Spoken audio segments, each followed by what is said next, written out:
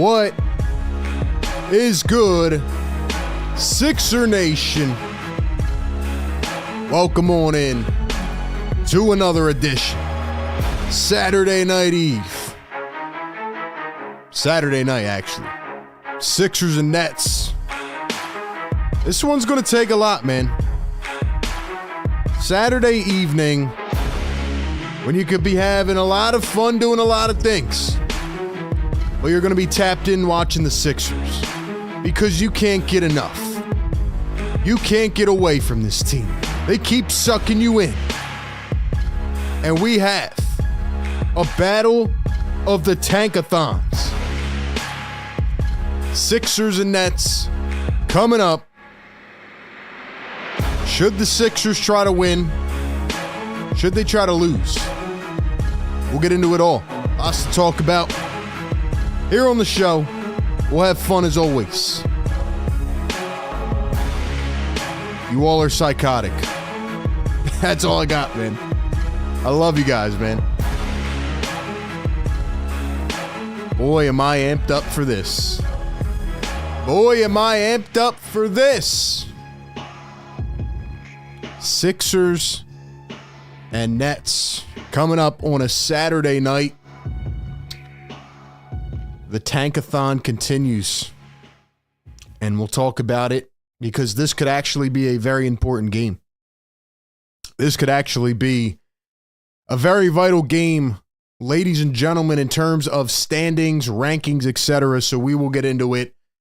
But ladies and gentlemen, good evening, good afternoon, or good morning officially, wherever you are tapping in from. Welcome in to Philly Take with RB, Sixers Game Day live show presented by our friends at National University. And as always, we're powered by BetUS. We have the 20-35 Philadelphia 76ers taking on the 20-35 Brooklyn Nets at the Wells Fargo Center.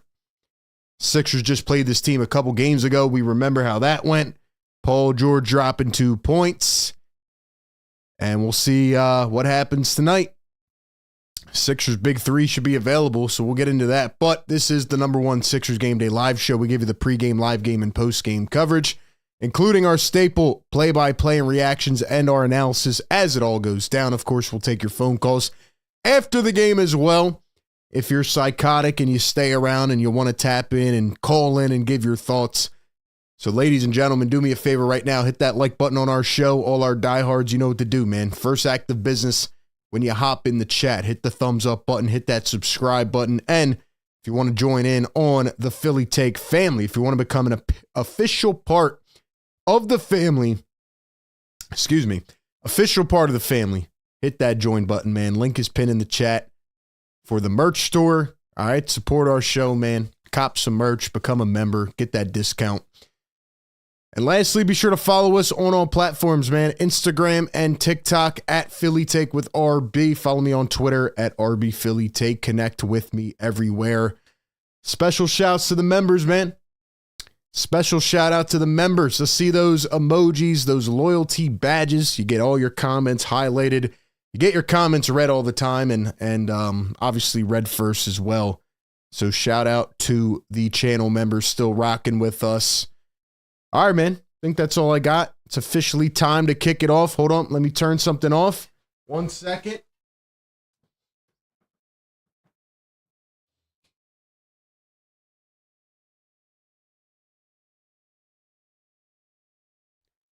All right. My bad. All right, we're good. We are good. All right, man. Sixer Nation, what is good? What is good? What is good? Let me ask you guys a question. We'll start it off like this before we get into everything.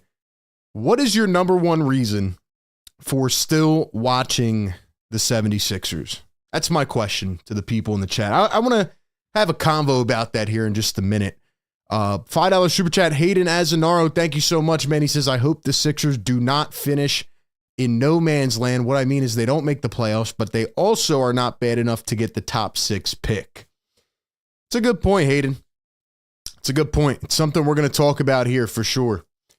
Something we're going to talk about here, but Hayden, I don't think both will happen. I think they'll either make the play-in or they will get the top 6 pick, but Guess, we'll start off the convo there, Hayden. Thank you for directing us. The Sixers need to lose this game tonight. They have lost 6 games in a row. All you need to know about this matchup is that the Sixers have lost 6 in a row. The Brooklyn Nets have won 6 out of their last 8. They've won 3 out of their last 4 games. And although they're not a good team, we know they're tanking, etc. Getting Cam Johnson back, even though D'Angelo Russell's out tonight, he's back with the Nets. So they've been starting to win some games. They're a tough team. They play hard. Coach Jordi Fernandez has done a pretty good job. The Sixers need to lose this game tonight. And I'm not the type to come on here and promote, hey, let's tank. Let's go downhill. Let's just implode. But ladies and gentlemen, it's not our fault. The damage is done. The Sixers play the Nets tonight. They play the Chicago Bulls on Monday. And the Sixers are currently tied for the number 6 best odds in the lottery. Right now, the Sixers are tied with the Brooklyn Nets for number 6. Now, again, they could get number 4 lottery odds and not be in the top 6. They could get number 10 lottery odds and then hop into the top 6. It all comes down to the ping pong balls, right? So we'll probably be here on the NBA draft lottery day, live streaming, sweating bullets. But until that point, you have to do what is best for the franchise. And to kind of rope in what I wanted to talk about, I've been going back and forth with people on Twitter, which I try not to do that much anymore because I know a lot of people on Twitter, and don't get me wrong, there's a lot of great follows, a lot of people I interact with, but there's people that try to get under my skin, get under your skin. There are people that don't watch this team like we do. We are psychotic Sixers nation. Like, we tap in every game. And ladies and gentlemen, don't get it twisted. Like, I will be here every game, win or lose. The funniest comment that I've been getting on Twitter is, who cares about the Sixers? Stop tweeting about the Sixers. And why are you still watching the Sixers? I mean, if you can't figure that out at this point, like, do you think we like coming in here and watching this team play like this? Do you think this is what we want to talk about? There was just someone that I went back and forth with on Twitter, and they said, "How this is next level whining. Like, why are you still talking about the team? If you don't like your job in the morning, are you going to get up and go to work? Or are you just going to say no and just stay home? Like, do I have to explain this, man? Do you think I like watching this team get their, what, kicked every game? No, I don't like it, but I'm here. I enjoy this community. I love doing what I do, and we're here to have fun, man. That's what we do. And I've been saying this the last 5 games.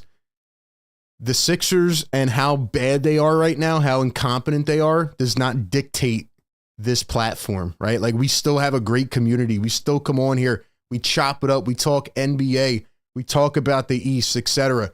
So look, if you can't accept my opinions and you don't like them and you can't agree to disagree on some things, then hit the unfollow button. It really doesn't matter, man.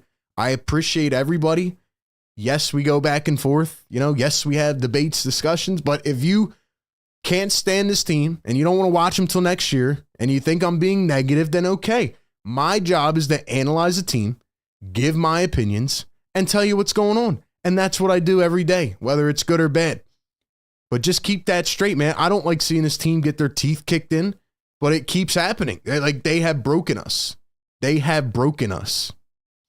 So anyway, man, that's where I'm at on that. And I'm not going to say anything else about it the rest of the season. I will be here every game, enjoying just doing this, being here no matter what. The Sixers need to lose this game because it is the best thing for the franchise. They need that top 6 pick. You think about this roster, you think about Joel Embiid, Paul George, right?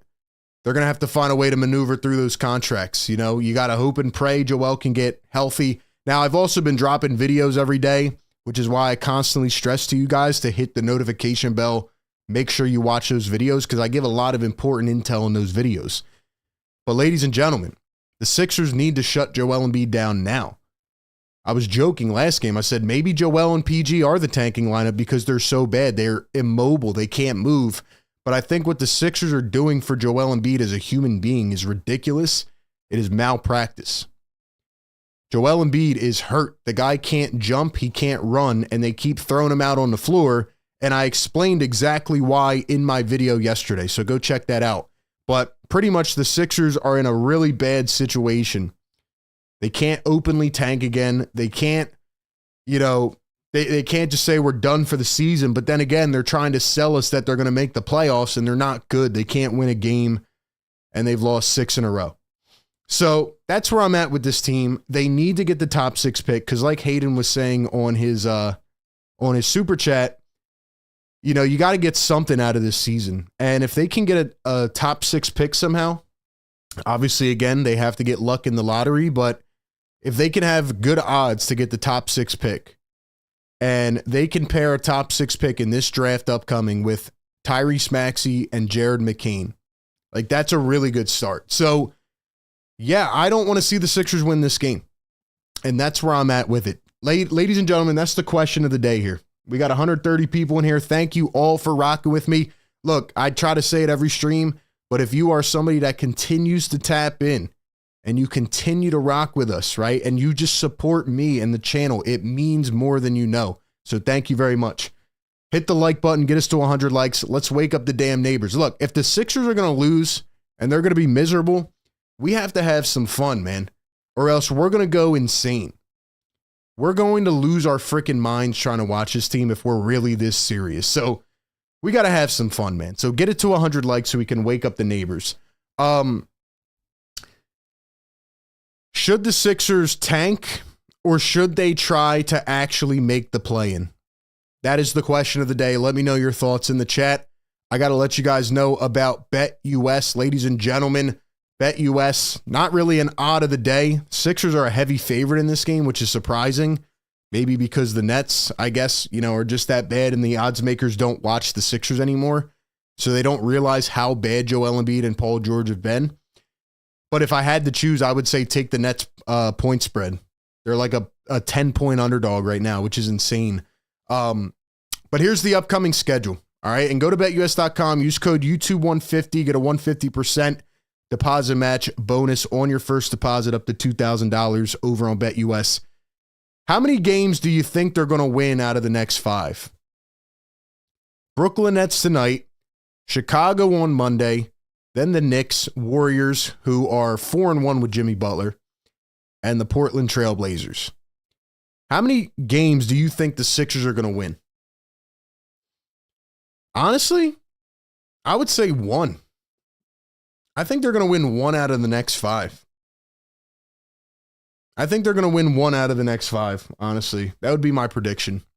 But BetUS has you covered with all the odds, all the spreads, all the parlays and bonuses, so go check them out. They actually now have an odd for the Sixers to miss the playoffs, and it is not an underdog bet anymore. So definitely go check out on BetUS. Use the code YouTube150 on BetUS. All right, man. What do you guys think? And then we'll predict this game. How many games will the Sixers win in the next 5? Cool J says 0. Secret says 1. What's up, Secret? He says tank, pains me to say it. Richie says 1-4. 1-4, excuse me. Jamie says 1. Holy says 2. Dave says 3. Gavin says 0. NN says I want to watch Lonnie Walker. Yeah, Lonnie Walker will be making his debut tonight, former Brooklyn Net. So at least we get to watch some Lonnie Walker hoops, even though they talked to Nick Nurse and he was like, yeah, we're going to give Lonnie a stint of minutes, whatever that means. And he said, we'll go from there. We'll see how it goes. So what I got from that is if Lonnie Walker comes out and doesn't look good, like he might not play again, but we'll see. As I just spilled some water on myself. Gotta love it. Gotta love it. But anyway, man, that's where we're at. That's where we're at. I think the Sixers are going to win 1 out of the next 5. I don't know if they're going to win this game tonight. I hope, honestly, and I know this doesn't sound good, but again, I just look at what's best for the team moving forward. Like, I hope they don't come out here and win by 40 points tonight, and then everybody gets all hyped up like, oh my gosh, did you see Joel Embiid drop a 40-point triple-double? And did you see Paul George drop 30? Like, I honestly don't want that. I don't want that.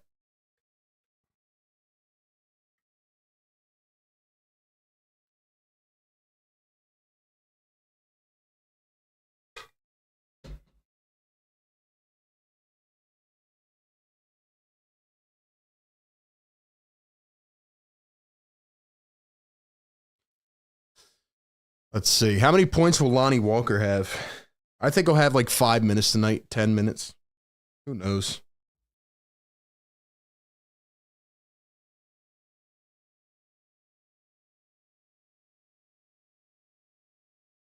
Like I said, we're going to soak in the madness, ladies and gentlemen.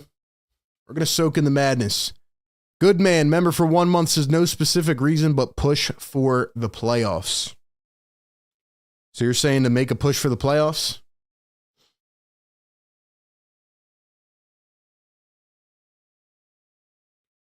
My bad. I'm just trying to clean up some of this water I just spilled. Yeah, that's where I'm at, man. I think the Sixers should lose this game. It's hard to say that, though, because they're not going to openly, like, just tank and take players out. If they get to that point, I think it'll get really, really ugly. The NBA will probably step in. But, talked about it in my video yesterday. You know, Joel Embiid was out on the press conference last game saying, yeah, man, like, you know, I'm not healthy. Like, I'm not where I want to be at. I need to pretty much get another repair done, and then I'll hopefully get back to myself.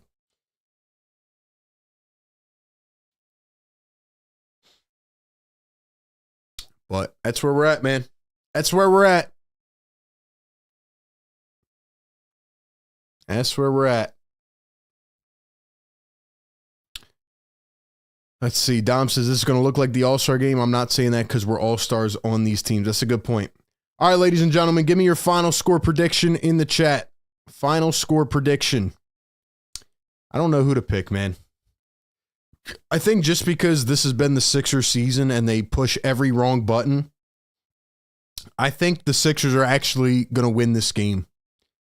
Even though they should not win this game, and I don't want them to win this game, I think they're going to win. What do you guys think? Yes or no? Will the Sixers win this game? Give me 1 second.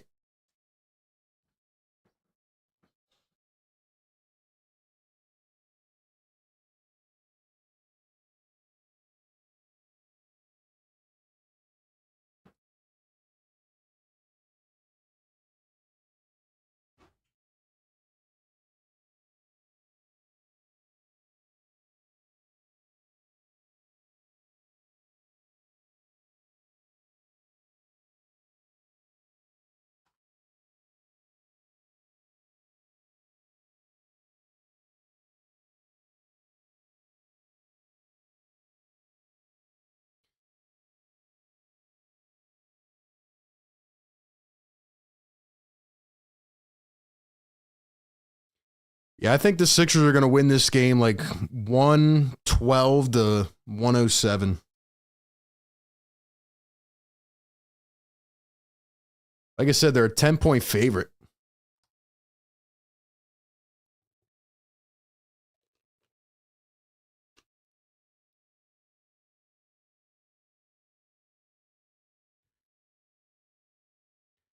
All right, y'all. What do we think, man? Banj, what's up, brother? AK says 110, 107. Sixers. Ollie says 99 to 87. Sixers. Dom says 110, 103. Sixers. Holy says 105, 98. Sixers. Karen says yes, Sixers will win. Banj says 113, 108 Nets. Generational says 132, 86 Nets. Jets fan for life says Nets need this loss. Busy B, what's up? Says 105, 102 Sixers. Let's see. Nets 112, 93. Let's see. Nets 121 to 100. Jeff Tezos says 126, 107 Nets. Cat says 115, 108 Sixers. Mano says 110, 109 Nets. George says I predict Nick Nurse will be stressed out. Cool J says Sixers need to lose 110, 87. Tell you what, man, if the Sixers were to get wiped off the floor tonight with Joel, PG, and Maxey against this Nets team, like if they were to get blown out tonight, I predict that we will hear that they're shut down tomorrow. That would be my guess, honestly.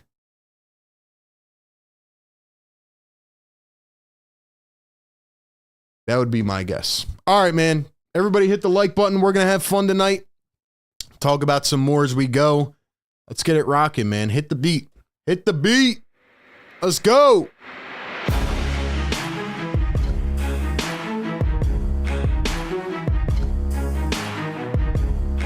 Let's get it.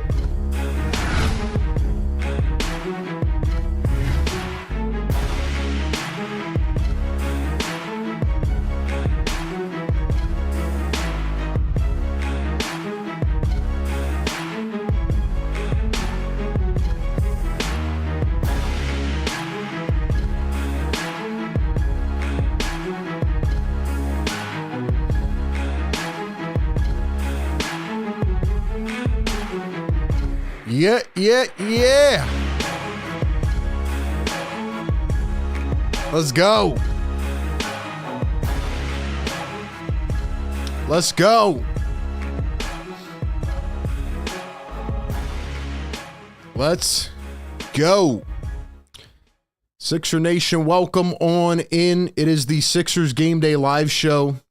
Although it has been a very rough season, I'll tell you one positive is that we have had a great season doing this show. Every single game, we give you pregame coverage, live game coverage, and a postgame show as well. All on the same stream. You don't have to go anywhere. You literally can put me up on your TV or your iPad or your phone, and you could just sit back, man. You could sit back for 4 hours and just watch us and just have fun. Or you can get active in the comments. We have, hundreds of people in here all the time, and love to read your guys' comments and see everybody get active and just, have fun. So, like I said, even though the Sixers have been pretty much unwatchable, we're having a good time. We're having a good time doing our thing. So, let's keep it up. Let's keep it going. Both teams sit at 20 and 35. Who will win? Who will lose? Can the Sixers actually lose this game? I know before the All-Star break, they didn't have Joel Embiid. Paul George played absolutely miserable with 2 points, but are the Sixers really going to lose this game? They can't, right? Only because I want the Sixers to lose this game, they're going to win. They're going to win this game. All right, let me give a shout out to some of the channel members in here. If you guys want to become a member and support the show, you can hit the join button down below, or the mods will send the link through in the chat. Shout out to the members. We got Lawrence Green in the house, Cool J, Dom Boyle, BLSG, Busy B. What's up, everybody? Mike says, I think the Sixers will go 25-0 rest of the season, but I was also dropped on my head as a baby. Busy B says, I wonder why Yabusele got benched. Yeah, it's crazy. I feel like they took the energy out of Yabu's game, honestly. They took the life out of Yabusele when they benched him. He has not looked the same since they put him on the bench. I don't understand why he's on the bench, but then again, I don't understand anything with this team. So I can't even worry about it, man.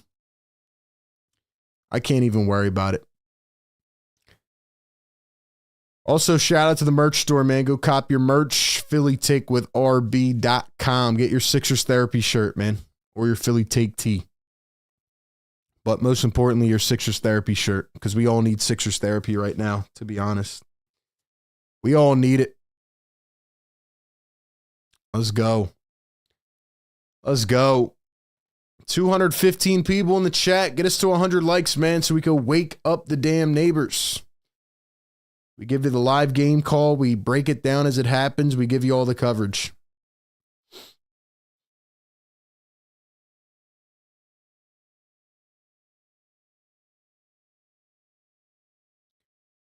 Who do we think's going to dominate tonight? I don't even know. I'm just here to watch the game, man.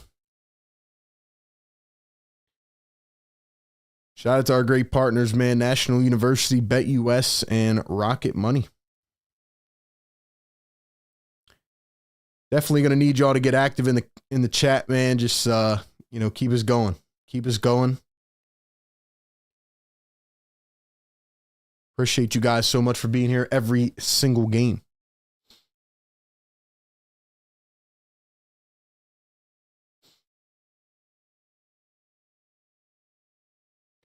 Dom says they probably should win tonight and against the Chicago Bulls. I just don't see a point, though, man. The Sixers have lost 6 in a row. Vibes have been horrendous. Joel Embiid cannot jump. I really do not understand why they're still throwing him out there on the floor. This is now 2 times that Joel has come out and explicitly mentioned his knee, needing to get another repair done, needing rest time. I feel for Joel. I do. Seeing him out there after last game in that locker room press conference, seeing him out there just like, damn, like, you know, it sucks. Like, I'm not myself. I think I need to get the issue fixed. Like, it's just insane how we've gotten here. I said this in my video yesterday, but I feel like one day I'm just going to wake up and it's going to be October 23rd again, and the season's going to start, you know? And this is like all just a dream, or more so a nightmare. I feel like this is like a nightmare, you know? Like, I don't think I've ever seen this level of incompetency. Like, everything that can go wrong has gone wrong. And another thing I've been saying on Twitter as well is like the medical staff needs to be questioned. Justin Edwards is out tonight again. Eric Gordon is out. Kyle Lowry is also out. Eric Gordon now has a wrist injury that is unhealable, according to the doctors. So it just doesn't make sense. Edwards should be back on Monday, Coach Nurse says, but Lonnie Walker will make his Sixers debut. Banch is one of the days we need to wake up the neighbor's hoodie. Yeah, we might have to add that, man. We might have to add that. Lamont says, all about the money. You pay them, you have to play them. Mike says, you really think they might tank the rest of the season? They're not going to come out and say they're going to tank, but I mean, they're just bad enough to tank in general. They can't win a game. They got blown away by the Celtics. Here's Joel Embiid, Kelly Oubre. Sixers rocking the white jerseys tonight.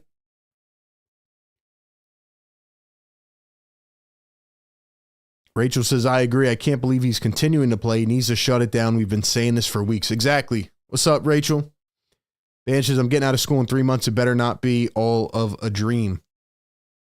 So this will be the 15th game of Joel Embiid, Paul George, and Tyrese Maxey.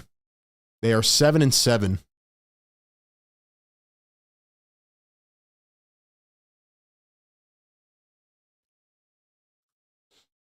Starting lineups tonight for the Sixers: Tyrese Maxey, Quentin Grimes, Kelly Oubre, Paul George, Joel Embiid, and for the Nets, Killian Hayes, Keon Johnson, Cam Johnson, Zaire Williams, and Nicholas Claxton. Killian Hayes just got signed recently by the Nets, so former number 7 pick by the Detroit Pistons. Pretty much has been out of the league for a minute now.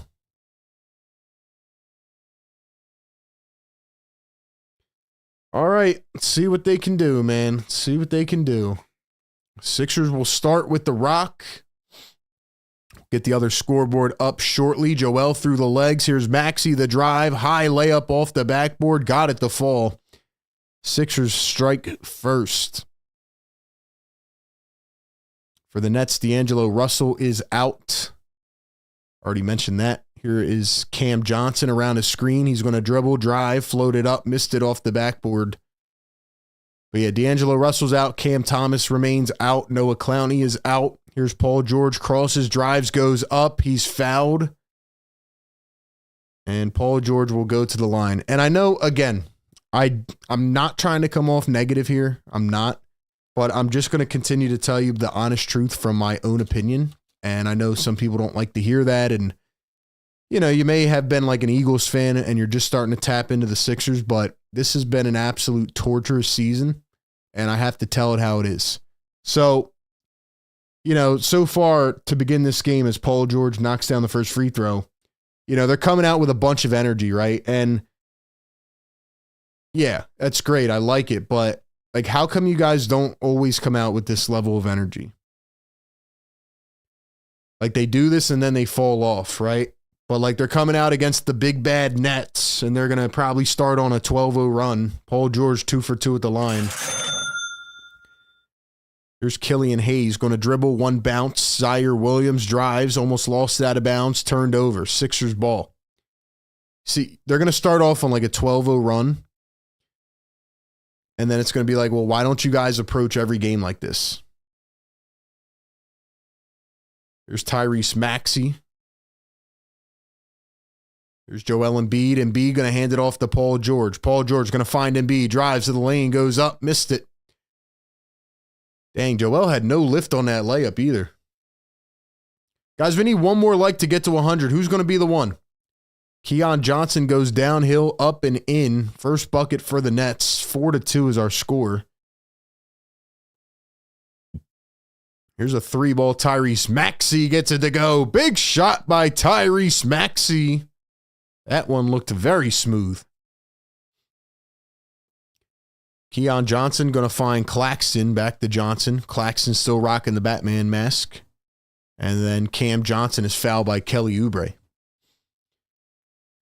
Who's going to be number 100, man? Welcome into the Sixers Game Day Live Show presented by National University. We do this every single game, pregame, live game, postgame. I said this a few minutes ago, but I'm going to say it again. Really appreciate everybody who continues to tune in with me, watch these games. We all suffer together as Keon Johnson blows right by Tyrese Maxey to the rim, throws one down, Keon with 4. Quentin Grimes had a pretty good start as a Sixer, doing a lot of the dirty work. Here's Maxey, another triple. Got it to go. Big time shot, back-to-back for Max. And if you're a channel member, I want to see those emojis in the chat, man. Let's get this chat lit up. Let's get it brightened up a little bit as Claxton goes in for the 2. Sixers played good on offense last game, but their defense is nowhere to be found. It's non-existent. Joel Embiid can barely move. Playing with a knee injury. Paul George can barely move. Here's Quentin Grimes. Wings it to the corner. Oubre for 3. Can't get that to drop. Missed a wide open 3. And then the Nets beat them right down the floor. The Sixers have had maybe the worst transition defense in the NBA. Here's Joel Embiid. Embiid going to wing it over to Maxey. Maxey looking again. Nice threading of the needle. Here's Joel Embiid. Joel guarded by Claxton. Hands it off to Oubre. 8 on the shot clock. Oubre downhill. Goes up with it. Lost control. And it's off his knee. Out of bounds. Brooklyn will take back over. We got 100 likes in the chat. Drop the yes, sir emojis. Yo, where's my members at, man? Don't be a shadow watcher. Yo, Oubre got smacked in the face. They really didn't call that a foul? They really didn't call that a foul? That's crazy. That's crazy. Drop the yes, sir emojis in the chat, man. We'll hit that horn one time real quick. Here's Nicholas Claxton. Claxton going to hand it off. Cam Johnson. Johnson, the dribble, the pull-up. It's short, and they call that a foul. Come on, man. Come on, man. Wake up the neighbors, baby. Wake them up. Wake them up. Yes, sir. Yes, sir. Wake them up. We got to have some fun. Otherwise, we're going to lose our minds. Let's go, baby. Second one is good. Excuse me, first one is good. Listen, ladies and gentlemen, if you're still in here rocking with your boy RB, we do this all year long. It's not even just during the season, man. Live streams for free agency, draft, all of it. Videos, we got you covered, man. We'll be breaking it all down. Let's go, man. 2 for 2 at the line. Gabe nodded at 10. Here's Kelly Oubre. Maxey up top. Maxey going to dribble in. Gets harassed by Keon Johnson. And then Zaire Williams blocks a Joel Embiid shot that wouldn't have even counted. Embiid having a few words. I don't like the smiling and goofing around. There was a video that came out of Sixers practice where, Joel Embiid and Jared McCain were playing Ring Around the Rosies. So let's go. That's wonderful. Here's Joel Embiid.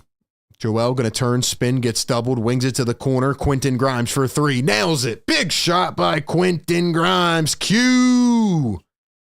Drop a Q in the chat, man. Shout out to Quentin Grimes. Sixers were 8 for 39 last game for 3. They were pretty much 4 for 30 when it mattered, and Killian Hayes blows right by Quentin Grimes. Easy floater. 13-12 is our score. Maxey again. Maxey going to step back for 3. Can't knock down the trifecta. Here comes the Brooklyn Nets. 7:50 to go in the first. Keon Johnson again. Drives downhill, goes up, misses it. Picked up by Joel. Here come the Sixers.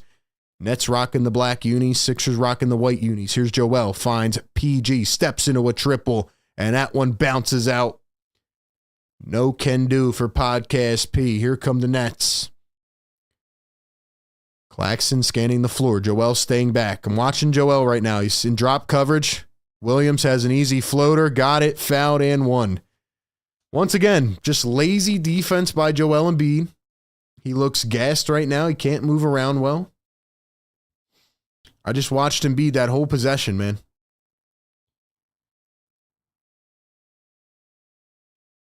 Let me ask you guys this in the chat. Let's get the conversation going a little bit. We got 308 people in here. Thank you for being here. What percentage of the Sixers' failure this season do you put on Joel Embiid and the rest of the team being injured? What percentage do you put on Nick Nurse and the coaching staff? And then what percentage do you put on Daryl Morey, Joshua Harris, and the ownership and the front office? Let me know your thoughts on that in the chat. I'm very curious. Joel pulls up from the free throw line. Got it to go. Knotted at 15. $5 super chat. Brian Pumper. What's up, Brian? Joel Nurkic is killing my love for basketball. Wish Jared was healthy. I want to speak on that in a second, too. Here's Claxton. Tries to hand it off. Lost control of it. Picked it back up. Joel just standing still and an easy layup. Come on, Joe. Come on, Joe. I mean, this is insane, bro. It's not even moving. Couple misses by the Sixers. Put back no good for Oubre. Wide open three in the corner, and that one is good for Zaire Williams.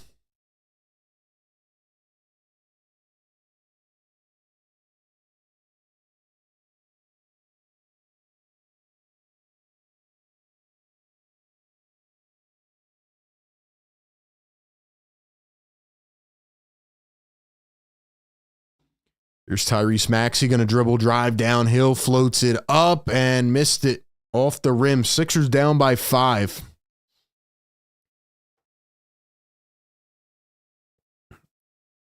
Here's Cam Johnson going to wing it back. Keon Johnson over to Cam Johnson. Claxton going to set a screen. They're targeting Joel again. 3 ball off the mark, and they call a late foul. All right, ladies and gentlemen, let me know your thoughts in the chat. Who do you put the most blame on in regards?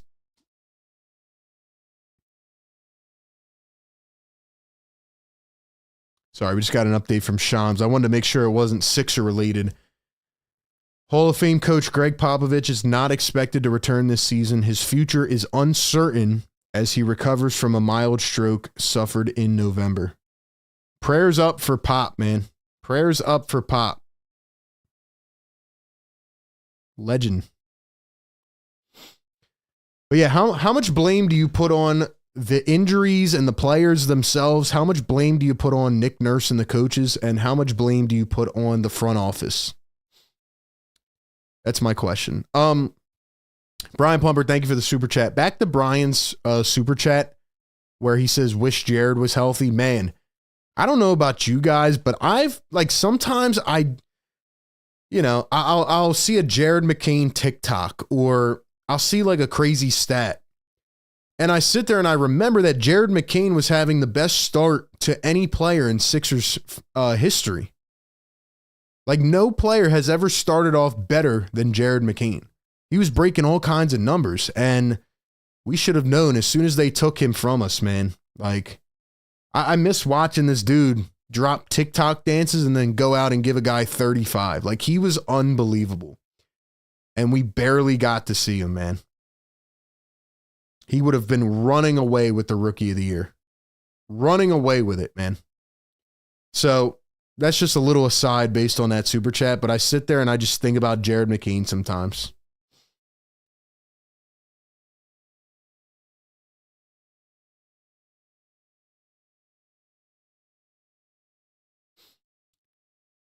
And another thought that I've had is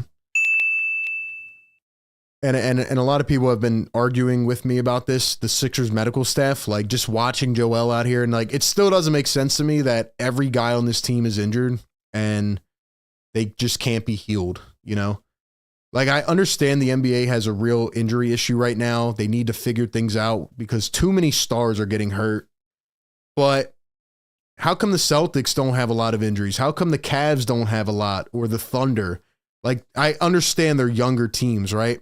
But there's one thing about being a young versus an old team. And then there's another thing about, for the last 10 years, the Sixers have had the weirdest injuries in NBA history, and they can't even get healthy. They can't even get healthy, man. $2 super chat from Shizzo Flex. He says Cooper Flag plus Maxey equals at least one championship. Okay, bold take in the chat. Bold take. Shizzo says Cooper Flag and Tyrese Maxey. Don't forget Jared McCain, man. Don't forget Jared McCain. 5:44 to go in this first quarter. Sixers down by 5. Do we want to see them win or lose? 340 people in the chat. Guys, do me a huge solid, man. Go down below. Just takes half a second and hit the thumbs up. If we can get this to 300 likes, man, that would be huge. That'll help push our show out in these struggling times and help us all get together through it and continue to create this wonderful community. Thank you all for being here, man. Ethan says 20% injuries, 80% management, 0% Nick Nurse. Ooh, that's not going to resonate well in the chat, Ethan. Don't know how that one's going to resonate. Clyde says this team does not rebound. They blow big leads. No team cohesion. Unwatchable. Dom says management and medical staff. Brian says Joel Embiid has a black cloud over the team. Bryce, channel member. What's up, Bryce? I found a video of an actual doctor saying how the Sixers front office is lying about injuries. I sent it to you on X. Send it to me again. I'm going to watch it later. Sixers down by 8. Paul George drives the lane, goes up through traffic, and gets it to go. Where was that energy last week when we played the Nets? Paul George has already eclipsed his total from last game against the Nets. He has 4 points, so... Here's Lonnie Walker making his Sixers debut, ladies and gentlemen. 26 years old, 6'4", from Reading, PA, Philly native, Sixers fan growing up. Can we get some Lonnie Walker love in the chat? Here is Killian Hayes. Killian Hayes going to find Nick Claxton. Claxton against Joel Embiid. Turns, fades, got the J. Man, Joel cannot defend, man. I said for many years that Joel Embiid did not get enough credit as a defender. Like, I feel like he should have been in Defensive Player of the Year convos with what he could do. But right now, he can't guard anything. Paul George with an errant pass. Where are you throwing it, PG? Yo, maybe this is the tanking lineup. Paul George jumps into the paint. Nice steal back by PG. Made up for it. Here's Joel. Drives down the lane. Euro step goes up. And a blocking foul. It's going to be a blocking foul on Cam Johnson. Ladies and gentlemen, what is the percentage chance that the Sixers are running this lineup because it's actually worse than the young guys? Do you think that's actually possible? Is it?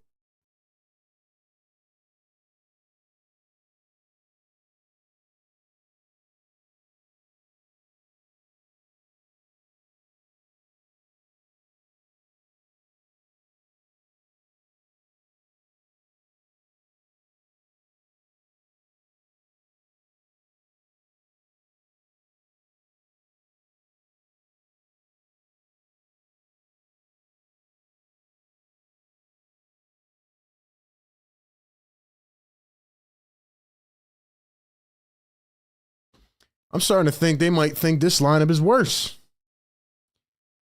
All right, we're at 150 likes, man. You guys are killing it right now. Thank you all so much. 350 in the chat. Be sure to hit the subscribe button and turn on the notifications. About 70% of people that watch these are not subscribed. Would very much appreciate it. Let's go. 25-19 is the score after the 2 free throws. Here are the Nets. Killian Hayes going to dribble, drive, kick it out. Keon Johnson against Lonnie Walker. Nice defense by Lonnie, but then he gives up an easy lane. Floater, missed it. Joel can't jump, and then another tap-in.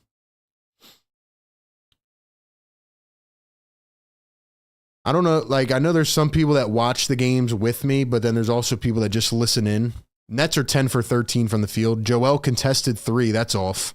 Man, what a bad shot. Yeah, his body has given up on him, and it has screwed up his mental game.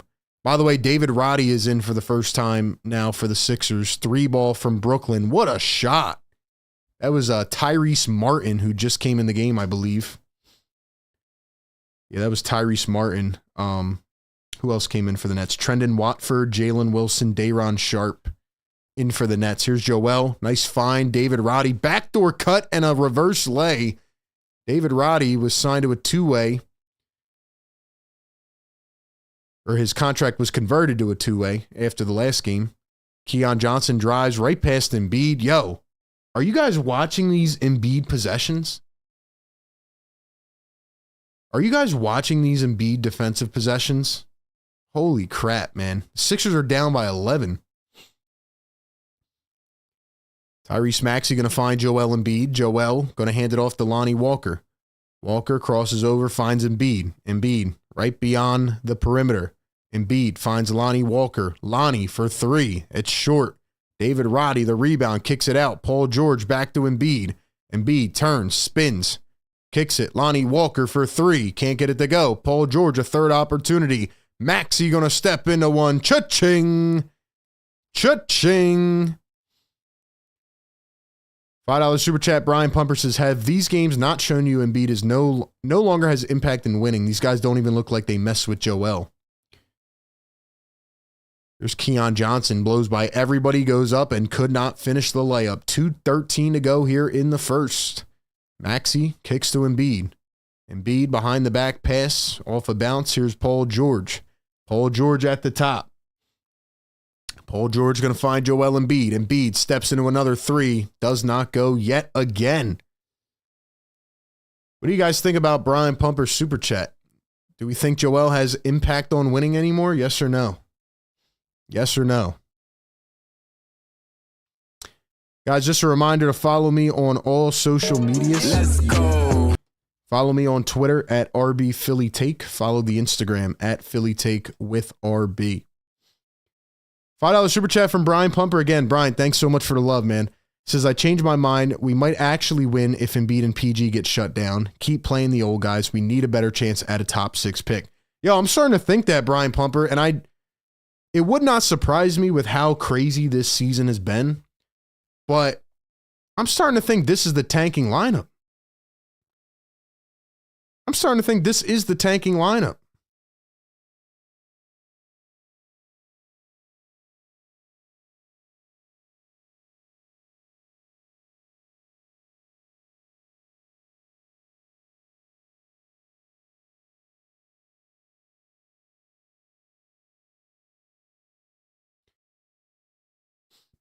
Also, another thing that I need to highlight, actually, wait. Hold up. Yabusele hasn't gotten in the game yet. I just realized that. How is Gershon Yabusele not in the game? Yeah, the Sixers, this is the tanking lineup, man. This is the tank. How is Yabusele?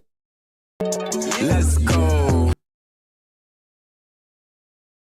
Bro, that just hit me like a brick. I just realized Yabusele hasn't even been in yet. He's the best player on the team. He's the best player on the team. They benched him.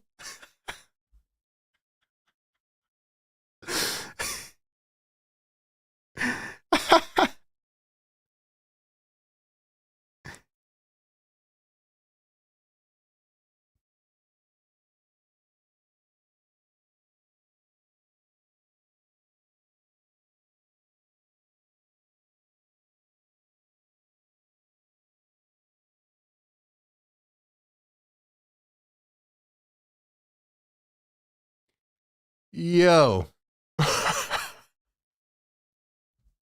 They got to be tanking, man. They have to be tanking, bro. $5 super chat from Kolb. He says, does any other team in the NBA have a worse future than the Sixers? I want you to think about it, really. What do the next 5 to 6 years look like? Good question, Kolb. Good question. Let me put your chat up here. Thank you for the super chat.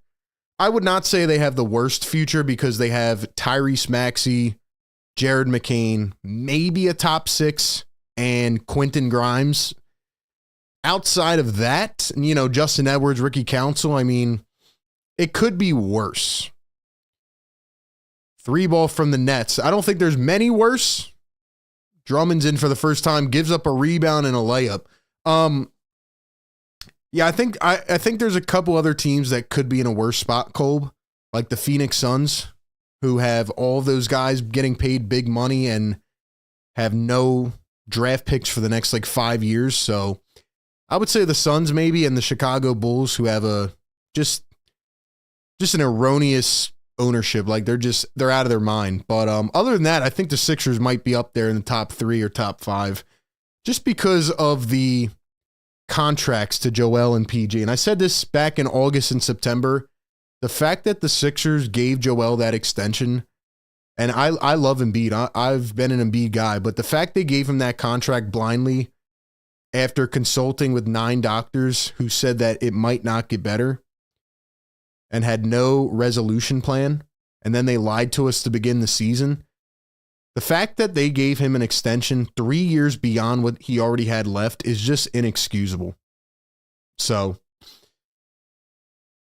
outside of the Embiid and Paul George contracts, I think you can clean up the rest of the roster pretty good. But obviously, those are 2 things that are hindering this team. And also, the Sixers do have 2 first-round picks in 2028. They have their own that could be good and the Clippers pick. So, I would not say the worst.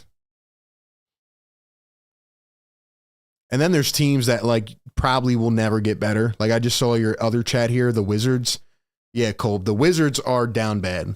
They've been tanking for 10 years and they are 6-50. Terrible team. They're going to have to sell their franchise probably. 380 people in the chat. Guys, do me a favor. We need 35 more likes. Get us to 200 likes, man. Can we do that? We got to have some type of fun up here, man. Can't lose our minds completely. How come Gershon Yabusele doesn't play? I need to know why Yabusele is not playing. Just tell us you're tanking, bro.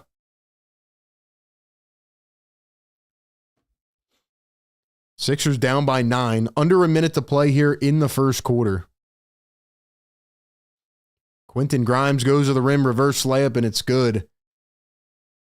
David Roddy comes in here. He's playing right away. They're obviously tanking now. I mean, it's not hard to see. We got Sixers trivia coming up here in just a few moments. Remo, if you're in the chat, Remo trying to make it 2 in a row tonight. We're going to do a tally very soon of all the trivia winners, see who has the most. Whoever gets the most wins this season gets a prize at the end of the year. Another easy layup for the Nets. Sixers down by 9. Here's Lonnie Walker. Nets are in a zone defense. Maxey down low. Drummond almost took a elbow to the back. Day'Ron Sharp almost jumped over him, actually. So Drummond's going to go to the line for 2. Brian Pumper says, I wish we had Simons, Klingon, Kamara, and Shaden Sharp. Yeah, the Blazers have something cooking there, but they've also proved to be an inept organization. Drummond going to miss the first one.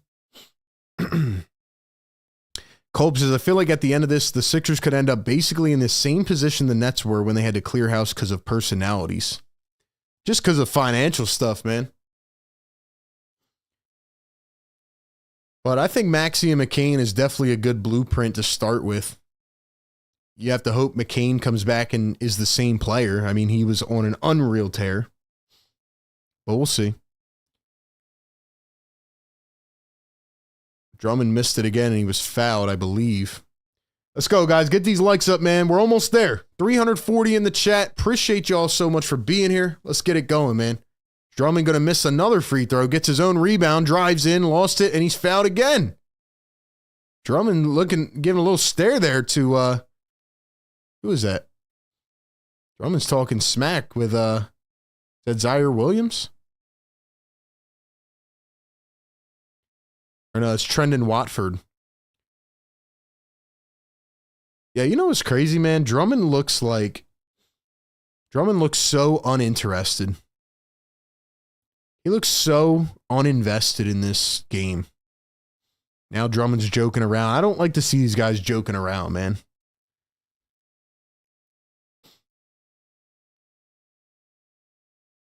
Cam Johnson going to get a free throw. What did they call it? Tech? Dang, Drummond threw an elbow at him. I didn't even peep that. I didn't even catch that. And he stared him down, too.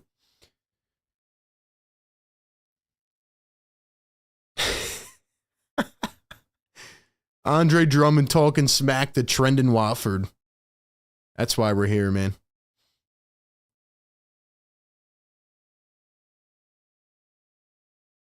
Drummond at the line. Can he finally make one? And he does. Yes. Finally made a free throw, Drummond.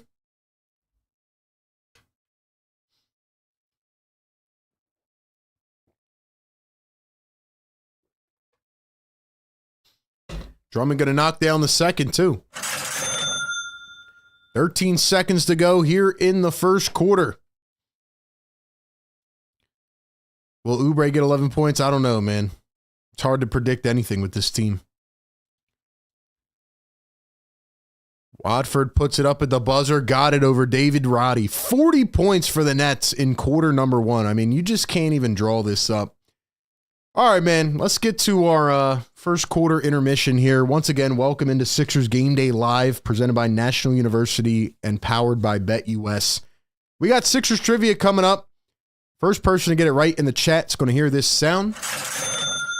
It's not about who gets it right. It's about who gets it right first and types it in the chat first correctly. Only your first guess will count. But before I give you guys the question, I got to let you know the trivia question is sponsored by National University. And we're going to find out who will be our Sixers Scholars Trivia tonight. National University is a nonprofit accredited university offering flexible online schooling programs. If you're someone trying to balance work life and school, NU is perfect because they offer 4 and 8 week online courses and allow you to start sooner while finishing faster. They offer 150 degree programs, credentials, and certificates. And most importantly, they understand that when you start or return to higher ed, you're not just a student, but a parent, caretaker, employee, and more. NU gives you the support to balance your life. They are a veteran-founded university and awarded $50 million plus in scholarships last year. They have their ongoing scholarship programs right now that you can apply for. Go check them out. And if you're interested in checking out their curriculums and program offerings, click the link down in the description or the live chat right now and get more information today. National University, where you can juggle school with everything else life has to offer. All right, man, let's see who our Sixer Scholar is tonight. The question is, who are the 3 longest tenured players on the current Sixers roster? Might be a trick question, man. Might be a trick question. Who are the 3 longest tenured players on the Sixers roster right now? Right now. I bet you guys got to think about this one. This isn't an easy question. You might think you know it, and then you think, and then you're like, wait, who is the 3 longest tenured players on this team? First guesses in the chat will count. What do you guys think, man?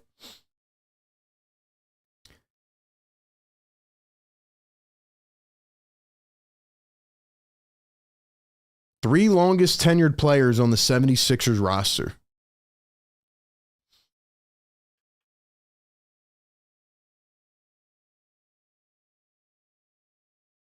Let's see who got it right first. Give you guys a few more seconds.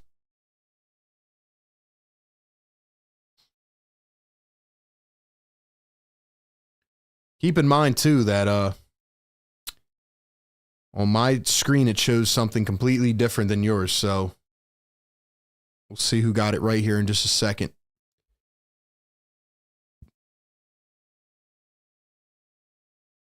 Tyrese Martin goes in, missed it.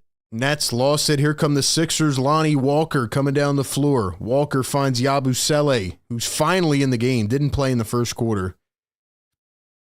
Nets take it away. Yeah, Yabusele's game is all messed up, out of sorts. Killian Hayes. Martin for 3. Missed it. And that one's out of bounds. All right, so the correct answer is Joel Embiid, Tyrese Maxey, and Ricky Council the fourth. First person to get it correct was William Frick. William Frick in the chat.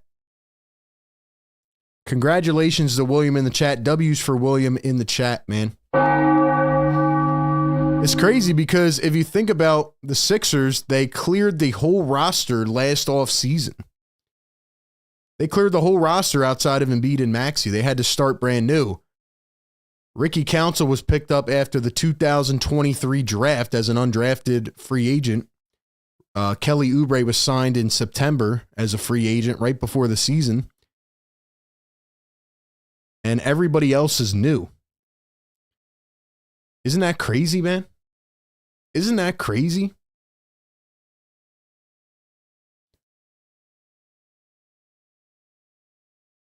I thought Downton was here longer. No, he was after Ricky. And he also hasn't really been on the roster like that, but I don't even think he's on the roster right now. Now that they brought Lonnie up. But yeah, man, shout out to Ricky. Shout out to Ricky, man. William beat me by like 2 seconds. Shout out to Digital Print, man.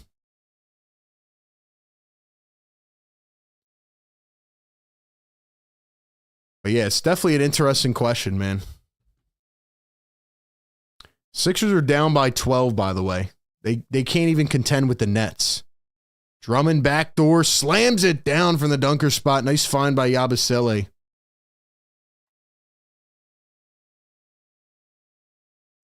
Some people got it right, though. Some people know their Sixers trivia, man.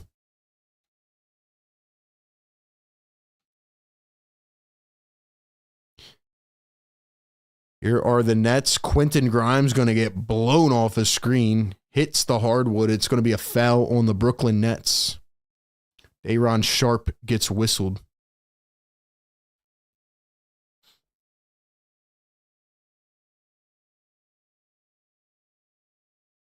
What a find by Yabusele. All right, I want you guys to let me know your explanation as to why Gershon Yabusele did not play in the first quarter. What's your honest opinion on that? Yabusele going to hand it off to Quentin Grimes. Grimes in the corner. Grimes, one bounces it into Yabusele, getting hacked by Watford. Yabu takes it to the rim, goes up, lost it. Drummond gets it, floats it up, got it to go. Andre Drummond revenge game. Drummond revenge game.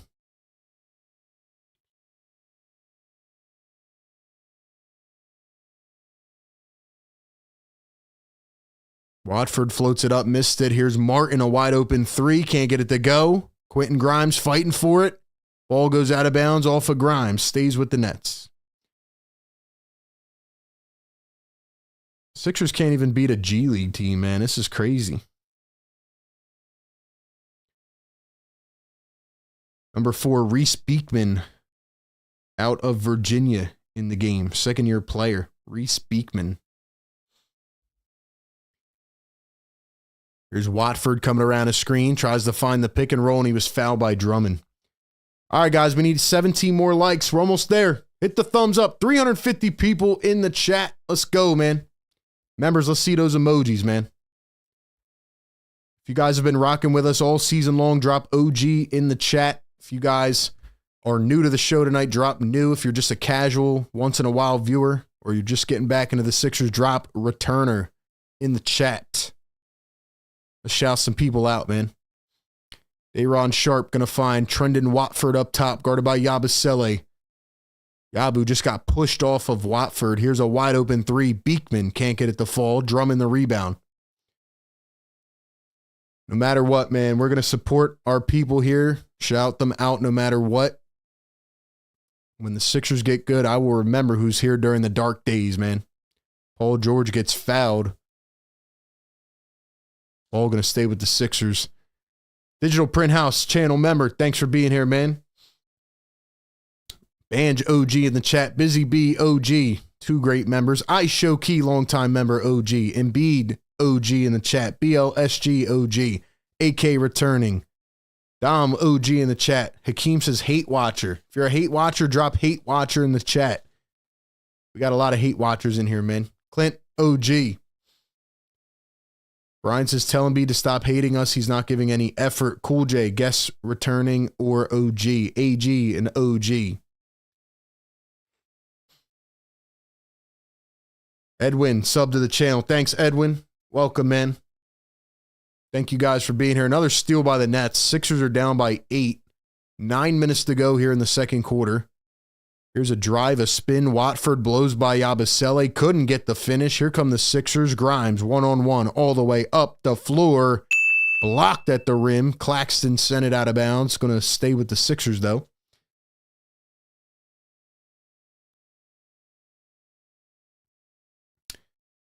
Enge says, hi, RB. Big hug from Sao Paulo, Brazil. Wow, we got Brazil in the chat. Thank you, man. Gabi, a PG fan. We got PG stands in the chat. We got probably some Harden leftover stands in the chat. A lot of people in the chat, man.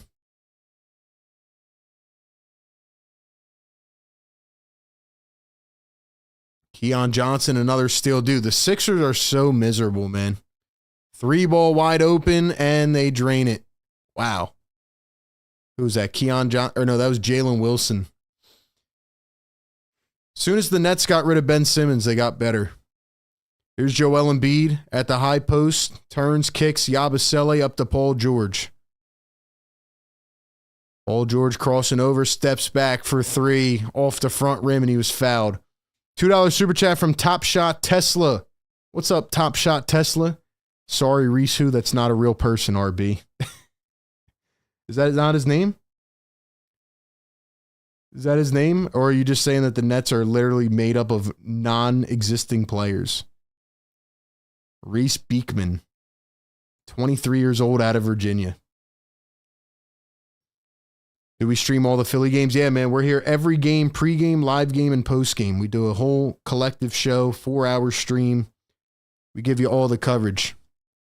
We've been doing this for about 5 years. I cover the Sixers here on this platform. I cover the Eagles on AtoZSportsPhilly.com, so definitely check that out. And I'm on Bleacher Report 2 times a week. I used to do a podcast with a Sixers player, so we've been building up a lot of different platforms, man, but shout out to the community for supporting us. Let's see, was Reese Beekman drafted, or was he an undrafted? He was undrafted. Oh, it was actually this year. He was undrafted this year out of Virginia. So he's a rookie, 23 years old.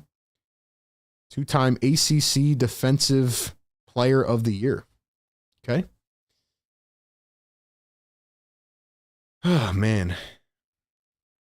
Like I said at the beginning, though, honestly, I don't want the Sixers to win this game. I'm not the type to want them to lose and tank, but like I said, they're trying to get that top 6 pick. I think it's the best thing for the team right now, and I don't see them coming back from this. I mean, they're struggling against the Nets, bro. Let me ask you guys this. On February 22nd, if I told you they were struggling against the tanking Nets, what would you say to me at the beginning of the season? What would you say? Cam Johnson going to spin, go behind the back, dribbles, drives, kicks out to the corner, 3-ball. Martin drilled it again. Bro. Sorry, that was Jalen Wilson. They all look the same, bro. They all look the same. Paul George, wide open 3, and he answers. Okay, Podcast P. Top Shot Tesla gifting a Philly Take membership. Thank you so much. Woo! Let's go, man. He's on fire. Shout out to Top Shot Tesla. Members, give a warm welcome to Top Shot Tesla. Give a shout out to Top Shot for gifting a membership. Another bucket for the Nets, 50-39. Paul George goes in and he's fouled. Like, this is actually really sad if you think about it. 370 people in the chat. Can we get 10 more likes? Can we get to 200, man?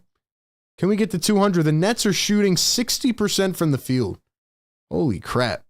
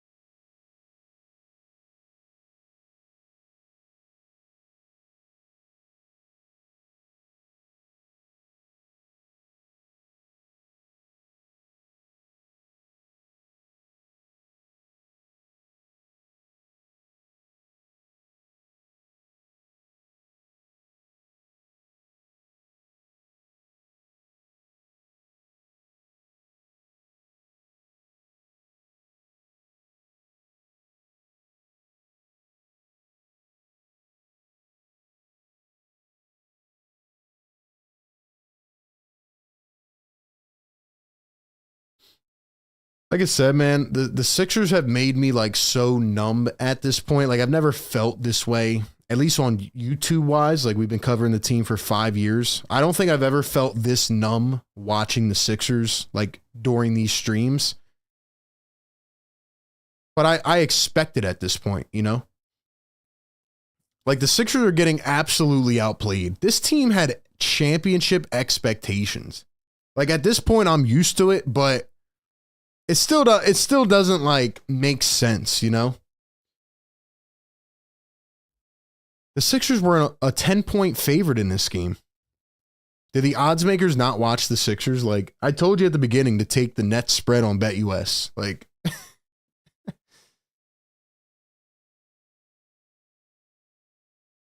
Hakeem says the spread is easy money. I mean, it was, man. It's not hard to see the Sixers right now. This is crazy.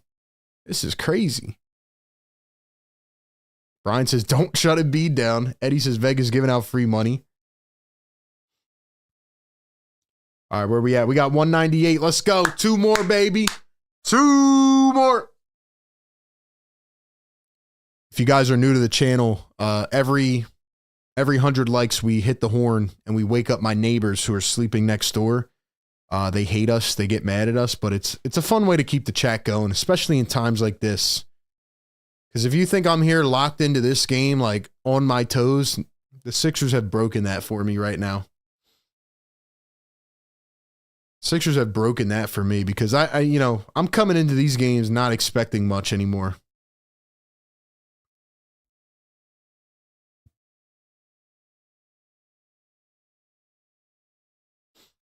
Another steal by the Nets. Can you guys actually believe this, though? Another miss by the Nets, picked up by Oubre. Like, let's be real here. I know we can look at it right now with tunnel vision, but in hindsight, you know what I mean? Like, this is crazy. Let's take a retrospective point of view. At the beginning of the season, as the Nets get called for a travel, like, maybe you didn't think the Sixers were going to be like a championship team, right? But if I told you that they were getting blown out by the Nets, not blown out, but outclassed by the tanking Nets with their lineup fully healthy. A lot of people kept telling me, yo, wait till we're healthy, man. We're going to make a run. We're going to make a run. Like, this doesn't even feel right. Why do they have this split screen? Maxey, dribble, drive, downhill, goes up, lays it in. Like, this is wild, man. This is wild. Cam Johnson drives, kicks to the oppo corner. 3 ball off the mark, rebounded by Paul George. Zaire Williams was the one that missed that. Maxey steps into another 3. Too much on that. And it's like every time somebody on this team gets rolling, they just get taken out or their momentum gets messed up. Claxton just dunked it down. I think Embiid got called for a late whistle. Dude, this is embarrassing.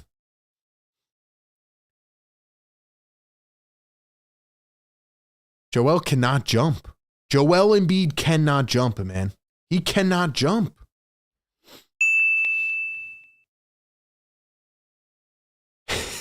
Dude, he can't jump, and he's still out here.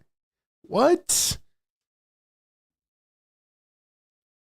Even if you're a Sixers hater, I know we have a lot of them that come into this chat.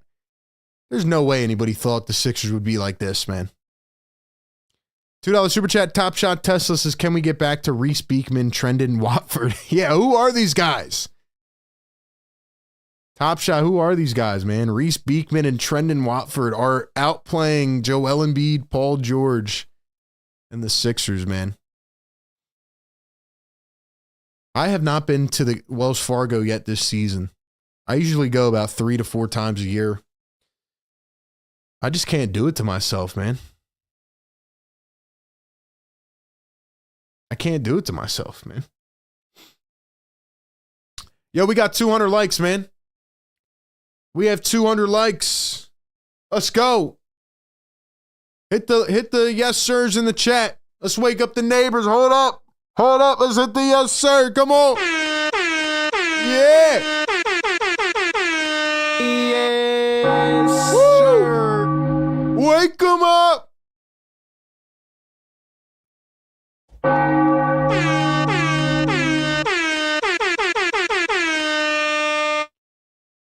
Yes, sir. Yes, sir. Let's go.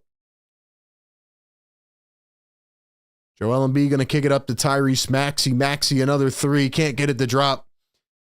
Guys, cop your Sixers therapy t-shirts on our website, phillytakewithrb.com. We have the guys and the girls tees. Go get your Sixers therapy shirt. We need to start wearing the therapy shirts around town. Maybe Josh Harris will get light of it because this is insane. We're getting outworked by the Brooklyn Nets again. Again. This is wild, bro. This is wild, man. You go from last year to this? Bro, this makes no sense. Cam Johnson for 3. Off the mark. Lonnie Walker, Embiid. Here's Maxey. Maxey going to find Joel Embiid. Embiid, another contested 3. Bro, he does not care right now. This is insane. I talked about this on my video yesterday. Claxton backdoor. Bro, Joel is just standing around. Bro, this is paining me to see Joel like this, man. This is painful. I can't even lie. I'm just numb at this point. Joel drives to the lane, goes up. He's fouled. Joel, you're just making yourself look bad, man. I said this on my video yesterday, though. The Sixers are in the impossible situation, right? Because one, they can't come out and just say we're openly tanking because the fan base is already on edge. They tried to openly tank 10 years ago. So they can't do that again, especially when it hasn't got you anywhere. They can't come out and say, well, they did. They came out and said, we're trying to push for the playoffs, but nobody believes it because this fan base is the smartest fan base. And then they can't come out and try to actually win games because if they play everybody like they are now, they stink. So they just can't do anything, man. They can't do anything. It's like impossible. What they should do for the health of Joel Embiid is they should shut him down instead of having him out here when the guy can't move. But they're trying to sell us that they're going to make a playoff push. Like, this is crazy.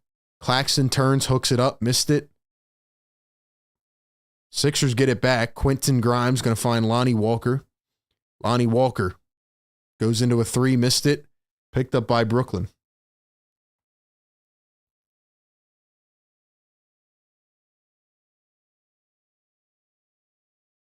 Pump fake, wide open 3, bro. The Sixers, man. Holy crap.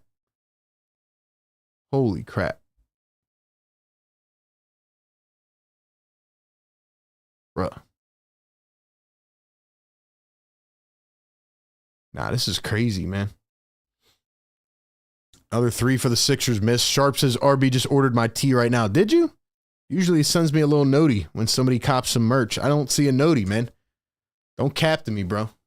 Nah, I'm just kidding. I don't see a notification for real. Claxton floats it up and in. The Sixers are down by 17. Sixers are down by 17, bro. Yo, the fans are like frozen. The fans are actually frozen.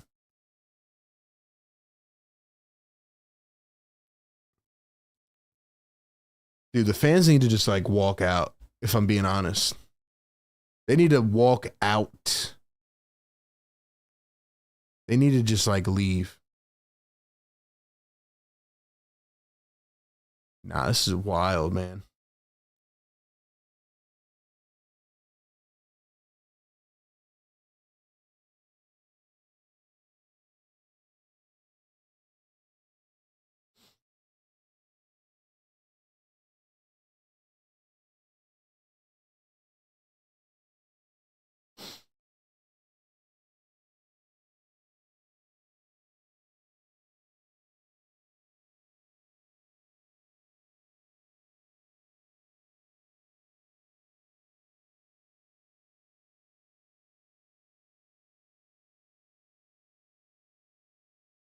I'm going to be honest with you guys, man. We have 400 people in the chat. Thank you all for being here. Like the show, subscribe to the channel, ring the bell, get the noties. I'll tell you what, man. This might actually be the Sixers' best way to getting that top 6 pick. Now, obviously, I would shut Embiid down because of his health, but yo, this Sixers team can't beat anybody. They can't beat anybody.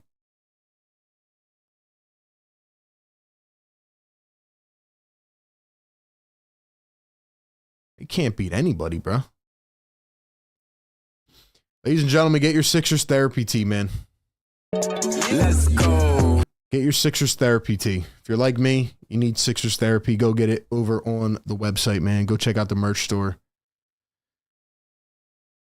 I'm going to wear my Sixers therapy tea tomorrow. I'm going to start handing them out, to be honest. Bro, I have no words for this team.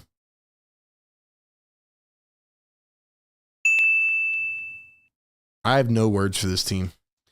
Like I said, I'm here to have fun, be with my community who supports me every game. But, bro, this is insane. Sean Bulger says, squint, RB, squint, trust. Yo, Sean, you know the Sixers are about to be 0-7 since Daryl Morey said that? I think, right? Or is it 0-6? 0-6 or 0-7? Hold on, let me check the schedule. He said that before the... It was before the Detroit game. So 1, 2, 3, 4, 5. This would be 0-6. Sixers are going to be 0-6 since Daryl Morey said that. Squint! Oh my gosh, man. This is crazy. Like, it's wild how they keep shocking me even more. Joel steps into a 2 and hits it. It's like they're actually trying right now, too. Like, this is how bad they are. They're actually trying to win this game, and this is how bad they are. Bro, this is unbelievable.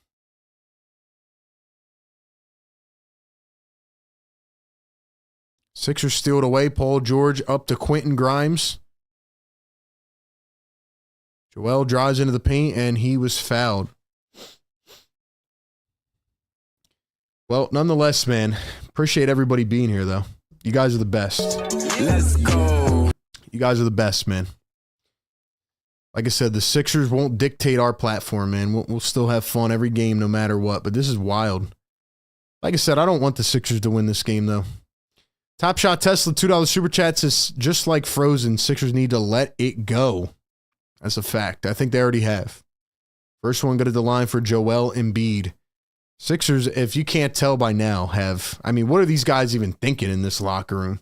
You think they're confident they can win any games? No.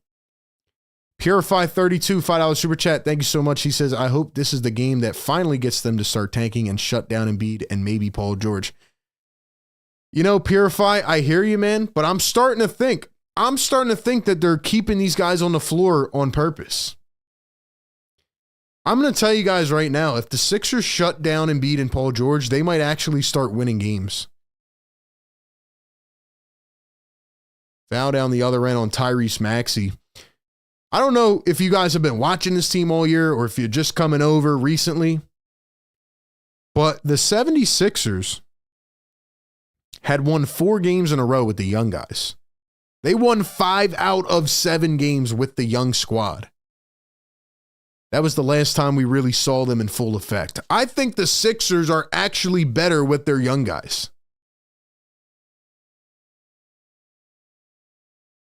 That is crazy, man. That's crazy, man. They need that top 6.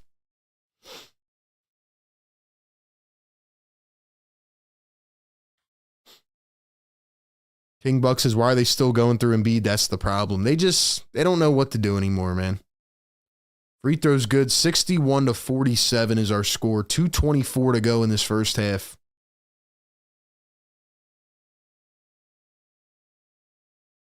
Kelly Oubre going to find Joel Embiid. Joel going to hand it off to Paul George. Paul George, Maxey baseline, 1 bouncer. Stolen away by Brooklyn again. Nets 3-on-1. Claxton drives, missed the layup. Squandered the layup opportunity. Quentin Grimes, Joel Embiid, back to Quentin Grimes. Grimes for 3 and drains it. Q. Brian says team is better without those guys. We don't want that. Celtics 34 says PG doesn't care. It's sad. I'm not even a Sixers fan. Yeah, bro. This is crazy, bro.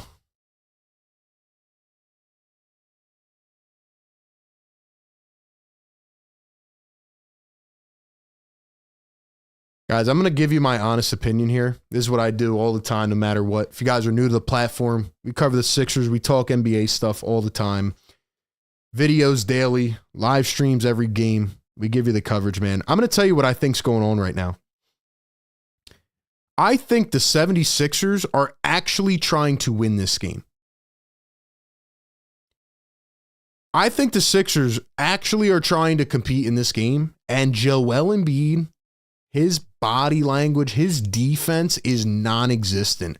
Paul George, although he has 5 boards and 2 steals and all this, he's not playing any defense. It actually is crazy when you think about it. The Sixers were a defensive team for the first 30 games. That's what really was keeping them in it. And now they play no defense. But Yabusele has only played 6 minutes. I don't know what the heck happened with Yabusele. I don't know if he got in an argument with Nick Nurse or something, but Yabusele was the best player on the team for a stretch this season. The young guys were amazing. They don't even play now. Ricky Council hasn't gotten in this game.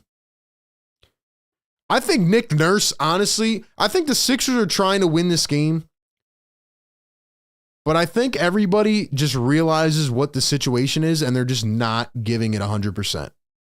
That's what I think. So they're trying to win this game with the players that are playing, and they think we're not going to realize it, but the young players are actually better than these guys.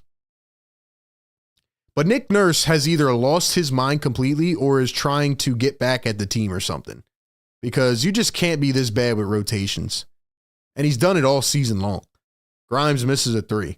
Like the Kyle Lowry, Eric Gordon, Reggie Jackson lineups, and then now he's not playing Yabusele. And this is crazy, man. This is insane. It is crazy, though, how they don't play any defense, man. There's a step back, Cam Johnson, corner 3. That one off the mark. Maxey up the floor. Oubre drives baseline, throws it down. Guys, can we get this to 300 likes, man? 375 in the chat. We're at 225 right now. We need 75 people to get us up there, man. Hit those thumbs up for your boy giving you this coverage. 3-ball Watford, missed it. Picked up by Paul George. Here comes Tyrese Maxey. Oubre pump fakes, dribbles, drives, dumps it. Embiid wasn't ready for it. Hit him in the face. Here come the Nets. Keon Johnson, 20 seconds to go in this first half. Keon Johnson, guarded by Paul George. Time for one more shot. Can the Nets make it 65 or 66 in the first half? Trendon Watford kicks it. Cam Johnson from deep. No good at the buzzer. So that takes us to the end of the first half. The Sixers trail 63-52. We're either going to line up for another game like we had last week before the All-Star break, or we're going to line up for a blowout by the Nets. So we'll see what happens, man. But welcome in to another edition of Sixers Game Day Live as we try to sit here through the improbable, the impossible. Ladies and gentlemen, give me one word in the chat to describe this game. Give me one word. I'm scared to see him, man. Give me one word in the chat to describe this game. Well, I got to tweet something out, man.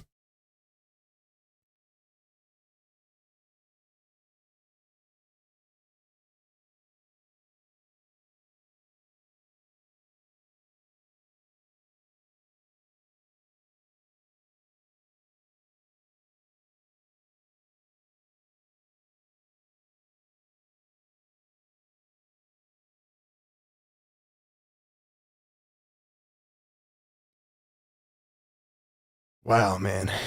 This is crazy, bro.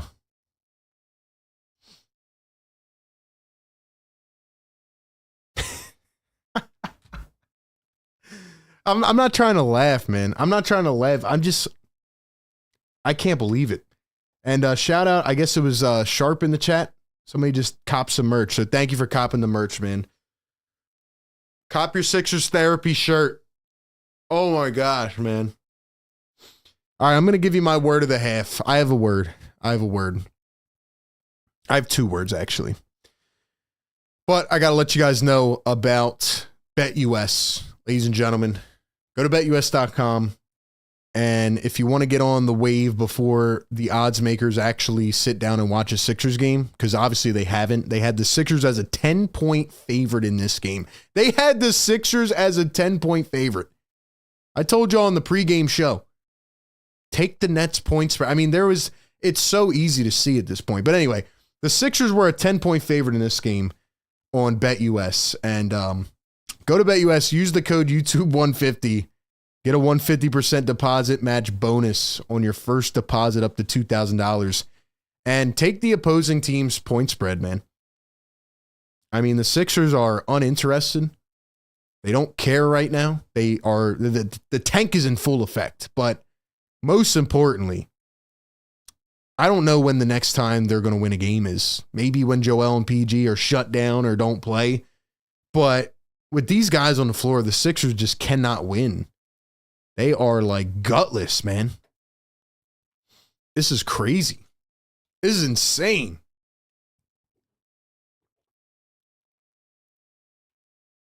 Wow. Go to betus.com, use the code YouTube150, man. All right. My word of the half. Two words. One is unbelievable. Because I still can't believe that this is a real game in 2025. Like, if you told me at the beginning of the season, like, hey, RB, they're not going to get past, the third round or the second round. They're going to fail. They're going to come up short. I could see that. I hear you. If you told me they were going to win it all, I'd say, okay, they have a shot. We have to see how it gels. If you told me they were going to be a first round exit, okay, I hear you. But if you told me that on February 22nd, the Sixers would be getting outclassed by the Brooklyn Nets, I would never have believed you. This is embarrassing. But I'm used to it. So my first word is unbelievable. But my second word and my original word that I had in my mind was success. success. Mission accomplished so far. I don't want to root against this team. I cover this team. This is my job. But I want to do what's best for the franchise. That I've always been best for the franchise at the forefront. And the best thing is to get that top 6 pick. If you think this team is going to go to the playoffs and contend with the Cavs or Celtics, you are out of your mind. This team can't even beat the Nets. So honestly, with these teams being tied right now, I think they need to lose the game. So success. That's what they're doing right now. This is the tanking lineup. I think they're actually trying to win, but they're so bad that they're tanking. So anyway, those are my words. Let's get a couple in the chat. Man, these are crazy words, man. Demoralizing, says Banj. Who else? Celtics says traumatizing. Dom says affliction. BLSG says pathetic. Inevitable. Digital Prince says putrid. Sharp says, I officially ordered my shirt. Sharp, thanks so much for copping some merch, man. Appreciate you. Clint says tank beautiful.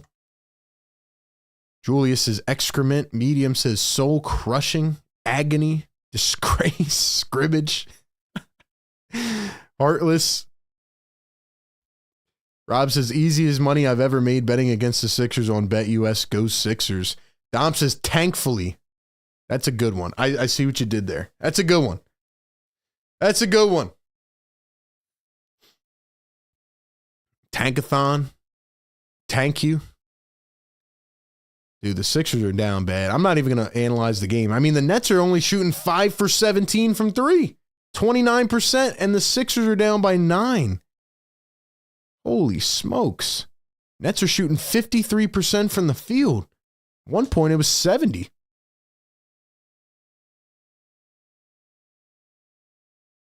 I don't know what else I can say about this game other than they don't play defense and they look cooked, man. They just look absolutely cooked. Ricky Council doesn't play. Jared Butler doesn't play. Adem Bona doesn't play. Lonnie Walker played 10 minutes in his Sixers debut, had 0 points. David Roddy. Yabusele only played 6 minutes. Yeah. I am fully convinced. You know, I'm going back and forth here. But I think, honestly, the young guys were playing so good that they've instructed them to not play them. I think that's what it is. Because the young guys were playing really good and they don't play anymore. That is wild, man. Guys, 300 people in here. Get us to 300 likes, man. Hit that thumbs up button for your boy RB. Even if you want to, just get rid of the Sixers, even if you are so super frustrated at them, the fact that you're here supporting this show, watching the game with me, having fun, whether you're hate watching, whether you're love watching, whatever it is, man. All my loyals out there, we're going to do this every game, man. This is what we do every game, man. Live streams every game, pregame, live game, postgame. We have you covered with videos. Look, this has been the toughest season to try to cover this team that I've had while covering this team, 100%.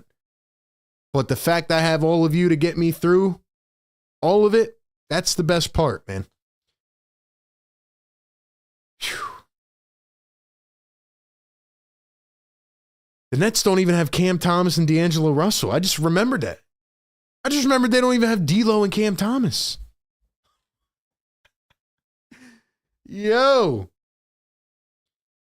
Guys, join the Discord as well, man. I need the mods. Dropping these links in the chat. Hold on. Let me drop the Discord, man. Mods, I know it's tough to be here and watch this team, man. But, if you're in here watching this team on a Saturday night, give yourself a pat on the back, man. Give yourself a pat on the back. This is crazy, bro.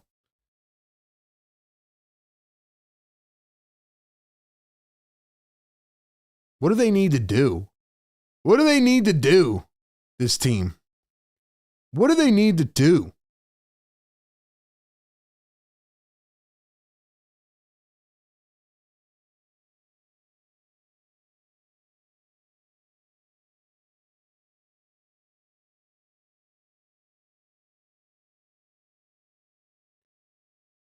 We're probably going to have a video out near the end of the season talking about how we fix this team.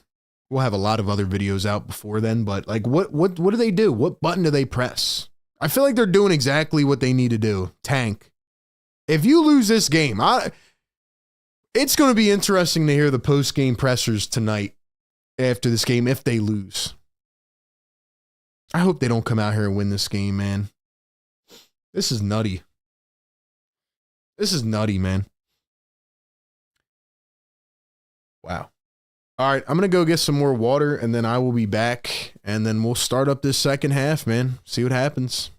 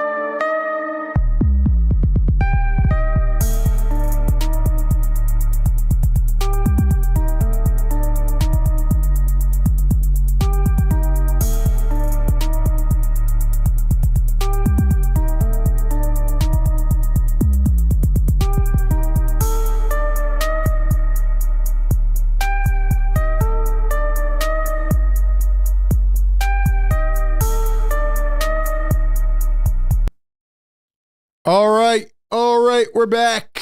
We're back. We are back on this Saturday evening. Welcome in, welcome in. Ladies and gentlemen, I have a question for the chat. We have still hundreds of people in here, which is amazing. On a Saturday evening, watching the Tankathon, Sixers and Nets. Here's my question in the chat, all right? We need to come up with like a funny name for this show while we watch the Sixers trying to tank. What do you think we should call this show? Like the Tankathon or the... I don't know. What do you guys think we should call it, man? Because that's where we're at. That's where we're at this point. Like, this is insane, bro.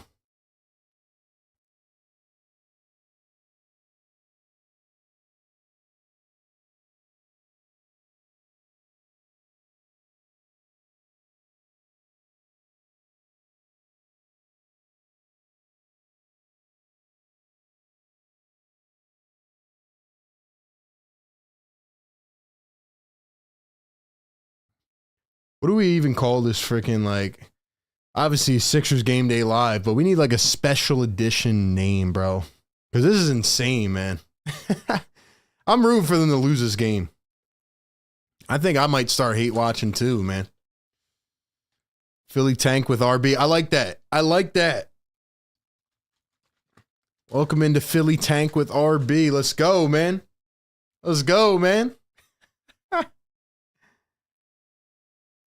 Oh, man.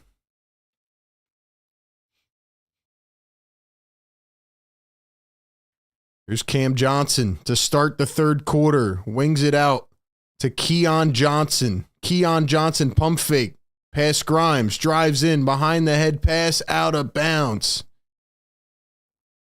Sixers tank with RB. Most expensive tank. Tanksgiving. Nightmare down Broad Street. Great names, man. Great names.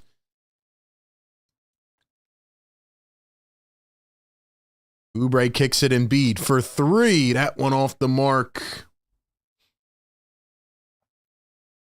Here's Killian Hayes working against Paul George. Here's Zaire Williams coming around a screen. One bouncer. Nicholas Claxton with the Batman mask on against Joel Embiid. Claxton hands it off. Claxton gets it back after losing it. Goes up against Embiid. Got it to fall. 65-52.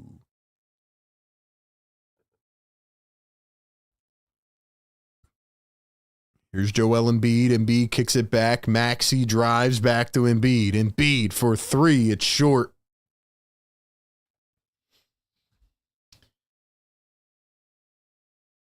Three ball. Brooklyn missed it. Off by Zaire Williams. 10:34 to go in the third. Oubre drives, turns, kicks, Embiid. Paul George dribbling, driving into the paint. Swings it out. Oubre. Grimes. Grimes for three. Missed it. Nets pick it up. Going full length. Now turns, spins. Keon Johnson into Claxton. Dude, they are targeting Joel Embiid. They are absolutely targeting Joel Embiid. Because they know he can't move on that knee. Joel going to come up now on a screen. Now he's going to backpedal a bit. Cam Johnson trying to find that happy medium. Goes in, up, and fouled.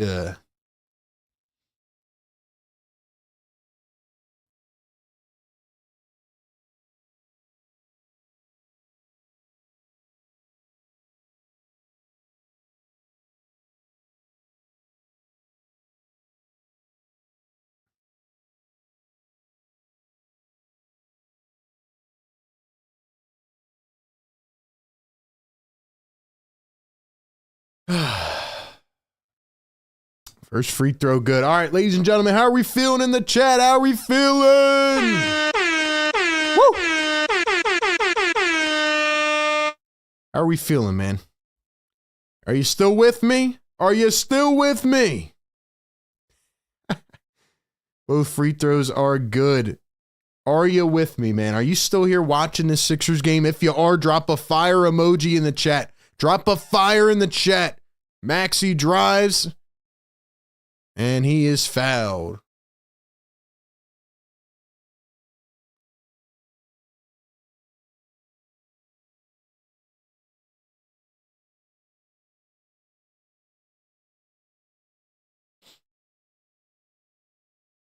Tone says Embiid keeps shooting jumpers instead of going down in the box. Stuff doesn't make sense. I think Joel's body has given up on him, and I think his mental state is just all over the place. Like, I think he doesn't even trust his body to make a move anymore, you know? Like, you ever been injured and then you try to come back and you just don't trust body movements? Like, you're like, hey, I don't want to go that way or do this. I feel like that's how Joel is. He has no lift at all. He has no lift. He has no bounce. None of it. Can't move. Cam Johnson drives downhill, up and in. Nets lead it by 15. We are headed towards a blowout, maybe? These guys are going to sound miserable in the post-game pressers if this keeps up. George for three. That's off. I only see 2 fires in the chat, man. What are you guys, sleeping? Sleeping? Busy B says numb. Yeah, I feel you, Busy B. And Paul George, he doesn't have a care in the world right now. Paul George got his money. He's doing his thing. Paul George is even worse at Tobias Harrising Tobias Harris. That makes sense? He's worse at... He's like the Tobias Harris of Tobias Harris's.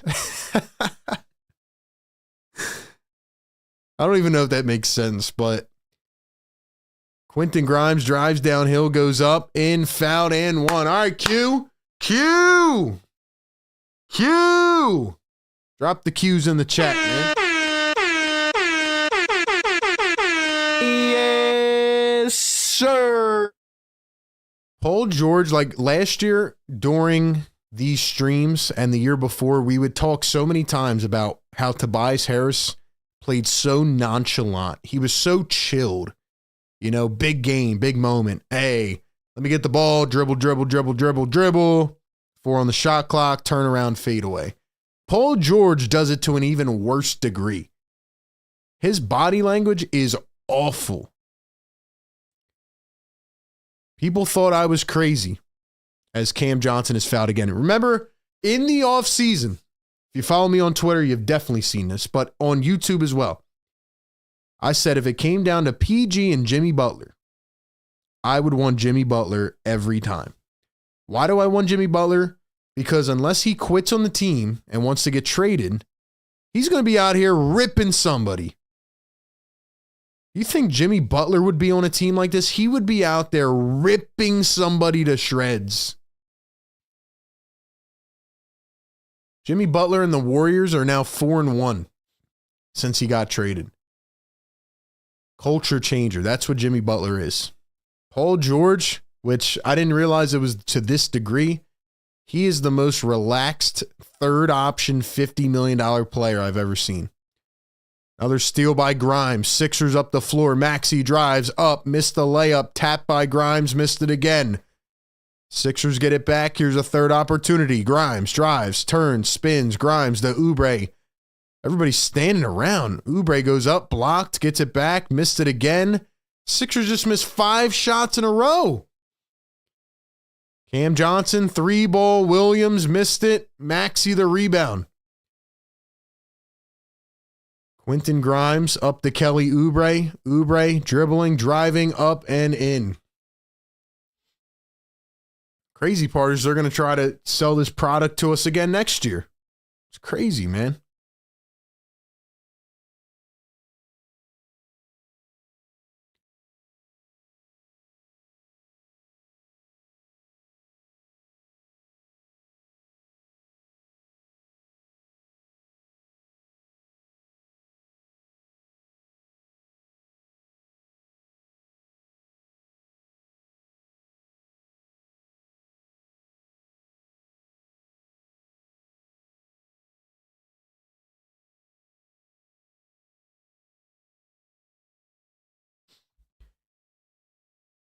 Here's Keon Johnson in the corner, guarded by Paul George.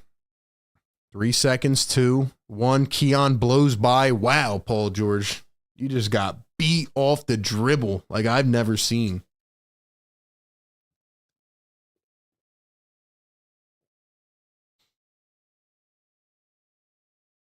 Paul George again, guarded by Zaire Williams. Gets trapped. Here's Maxey, 6'5", down to Embiid. Embiid goes up, missed the layup, tapped it, missed it again. Wow. Wow. Killian Hayes drives downhill, goes up, floats it, missed it. Embiid the rebound. 6:34 to go here in the third. Here's Quentin Grimes. I wonder when the crowd's going to start booing these guys. I mean, I can't really hear the game, but I wonder if they're booing. Maxey dribbles, drives up with the left, missed it, and Embiid taps it in.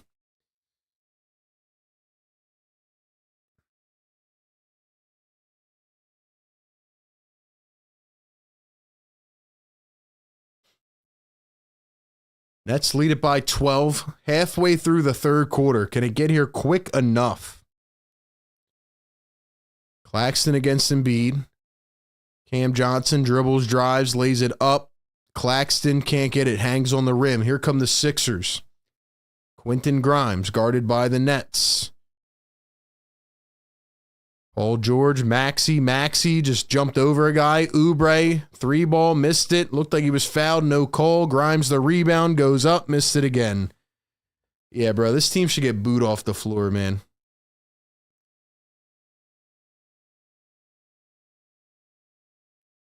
And one, Cam Johnson.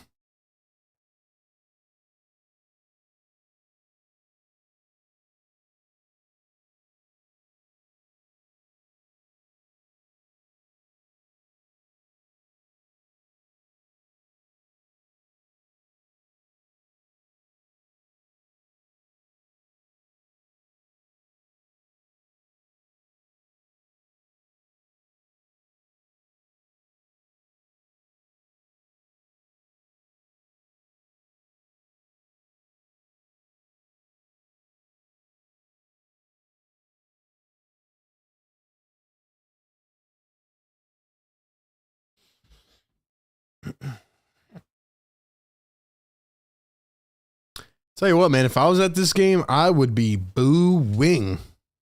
I'd be booing, man. This is crazy.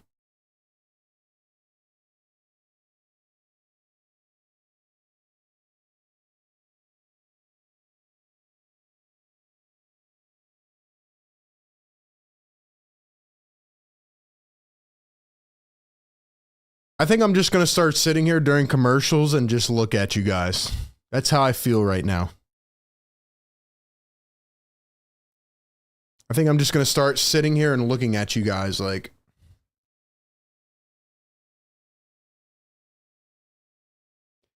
Look, in all seriousness though, man, get this to 300 likes. We're over halfway there.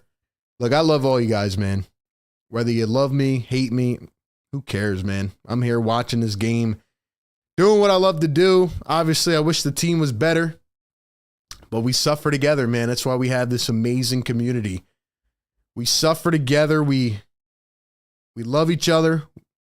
We get through it no matter what. But damn, man. Damn, man. This team should be booed off the floor. Team should be booed off the floor, man. Yo, how did Nick Nurse play David Roddy over Gershon Yabusele to begin the game? That's actually wild, man. That's nasty work. You know what would be really Sixers-like is if they get the top 5 odds and then they end up not getting the pick. You know how the Hawks had I don't know where the Hawks were at, but they ended up getting the number 1 pick. Like, that would be so Sixers-like. They tank, they get in the top 6 odds-wise, and then they don't get the pick. And it goes to OKC. That would be insane, man. Oh, and by the way, like back in the day, Joel Embiid would cook Nicholas Claxton. I just want y'all to know that and remember that, man. Joel Embiid used to cook Nicholas Claxton. That's how I know he's not right. That's how I know he's not right, man. Like, that's crazy, bro.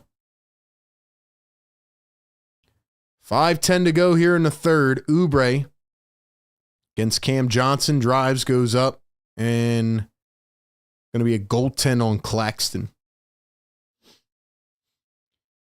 Busy B says, we have the longest active losing streak right now. Ban says, when is the game going to end? Shazy, what's up, bro? Says, what's up, RB? I just tuned in. How are we down this bad to the Nets? Man, you don't even want to know, man. Johnson off a moving screen. Up. Missed the 3. Paul George the rebound. I'm expecting the stands to get empty here as the game goes on. Maxey drives through 2. Up and in. What a finish by Tyrese.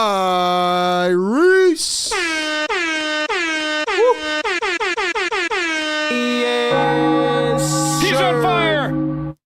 Tyrese Maxey, the only guy with guts tonight. Paul George, 2 for 4. Joel Embiid, 3 for 11. Damn.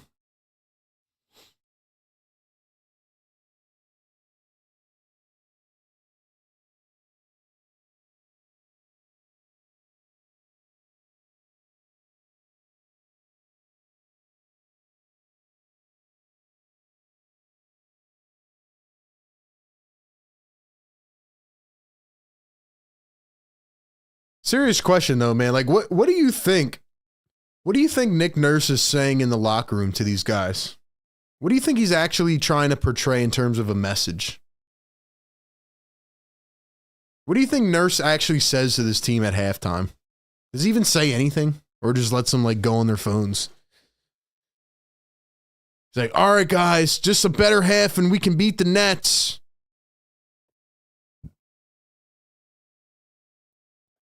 Reese Beekman dribbled it out of bounds. Yabusele's back in. Look at Nick Nurse. He's like yelling on the sideline. Like he's trying to act like he's engaged. And Jared Butler and Bona don't even play. By the way, Ricky Council just came in for the first time. Tyrese Martin's over here pestering Kelly Oubre in the backcourt. Oh, man. Rachel says, I hate this, RB. So do I. So do I. Don't get it twisted. You know, I don't like this either, but I don't want to make myself go crazy anymore. I've stressed enough this season about the Sixers. Here's Joel Embiid down in the block, going to turn, spin, go up, and he's fouled. Even the way Joel walks, like his knee just gives out.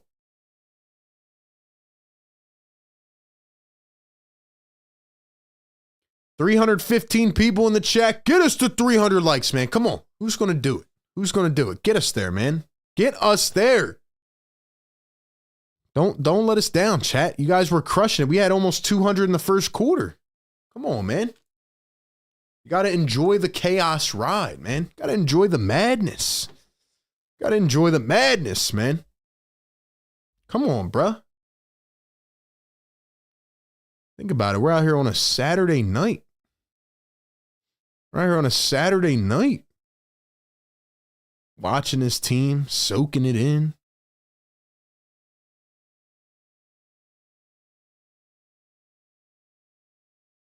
Sixers, don't you dare try to win this game. Don't you dare try to win this game, man.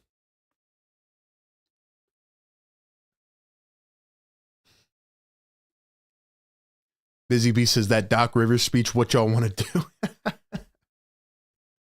I see Nurse over here like going crazy on the sideline, like acting like he's calling plays. You know damn well this team has given up, Nurse. All right, let's play a game in the chat, all right? Let's play a game. I'm going to name somebody out, and then I want you guys to put stay or go. And I want you to base it off of whether you think they're going to stay this offseason or go. Whether that's trade, cut, whatever. All right, first one. Gershon Yabusele. Stay or go?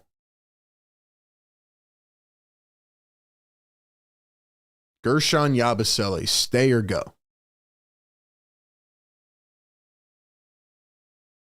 Because, you know, they kept him at the deadline, which makes me think, all right, they're going to pay him. They're going to keep him. But now they're not even playing him. So he might get mad and say, all right, I'm going to go test the free agent market and play with a better team.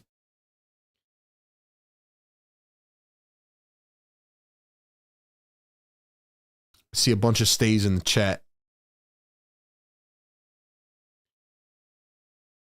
Yeah, I think he'll end up staying ultimately, but something has to be said about the fact that he's not playing that much. Like, he's only played 7 minutes.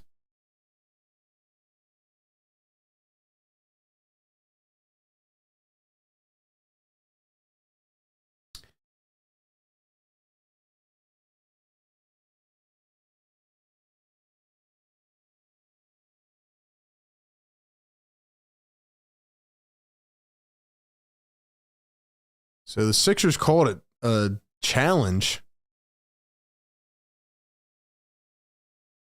Or no, the Nets challenged the foul. Gonna be Sixers ball. Chris says, talk about a Saturday night sitting in your room commentating on a Sixers Nets game instead of being out with your friends. Hey Chris, let me put something into perspective for you real quick, man. You're talking about me commentating a Sixers game on a Saturday night. You are in my live chat commenting a hate comment in my chat on a Saturday night.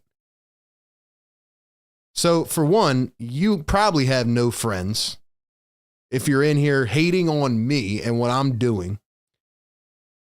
Wide open three, missed it. Sharp taps it in, missed it. Yabusele. Second off, you must not have a woman or anybody to entertain you because you're in here again hating on me. And third off, imagine coming into my chat when I'm out here doing my thing. Like this, for me, this is a day at work. This is a day at work. You got to go back to work on Monday morning, bro. Probably going to be miserable as hell. Thinking about coming into my chat on Monday night to hate on me on Monday night. You know what I mean? Like, I'm here living my life, doing my thing. You're in here at, 9:30 p.m. on a Saturday night to hate on us in this chat. Just put that into perspective for a second. And then think about it again and one more time and then come back to me. Just saying. Just saying, bro. Another foul. 77-68 is a score. Like there are some people, man, especially on Twitter too. Like, I don't think they understand either that or they are just brain dead. Yo, why are you still talking about the Sixers, man? Why are you still talking about the Sixers? Why are you here on a Saturday night? Well, why do you go to your job on Monday morning? I mean, come on, bro. Like, it's really not that hard to comprehend, man. But I don't even respond to all the haters anymore usually, but I just had to highlight that comment just because it was so idiotic. Joel Embiid, nice block at the rim. Here's Council up the floor. Oubre dribbles, drives, slams it down. Kelly! The Sixers are coming back! The Sixers are coming back! Oh, man.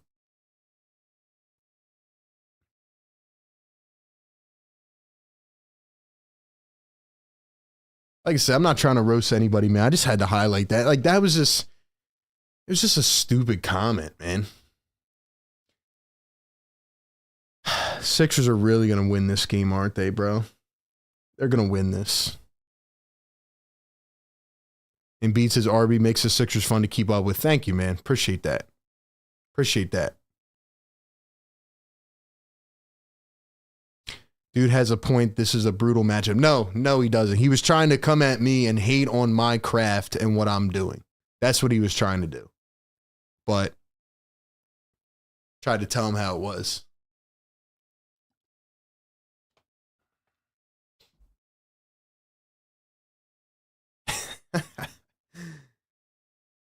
All right, man. 340 in the chat. 280 on the like button. We're almost there, man. We're almost there.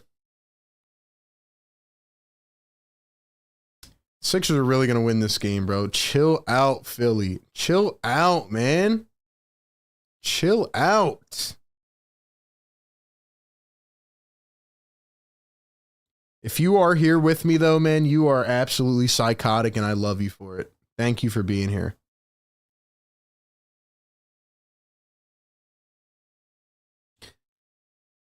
Sixers heating up. Here's Day'Ron Sharpe to the rim, up and in for two. It's a 9-point game. And we got a foul on Day'Ron Sharpe after the bucket.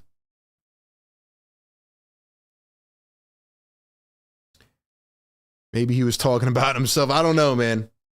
Oh, there he is. Chris says, you don't make more than $10 per stream. I made more on this stream than you probably made at an 8-hour shift at work on Monday. And I'm not even trying to flex. I'm just telling you straight up. So you can sit there and you can type on your little keyboard in the chat. You are in here hate watching me on a Saturday night. Get a hobby, brother. Do something with your life, man. Get a hobby. Get something, man. Get something. Tyrese Maxey going to drive, spin, back to Joel Embiid for three. Missed it. Yabusele gets the rebound. Yabu kicks it up to Maxey. Maxey, Joel Embiid. Joel working against Day'Ron Sharpe. Joel going to dribble, drive. Nets take it away. Here come the Brooklyn Nets. Watford up the floor. Who is that? I think that was Beekman and got a bucket.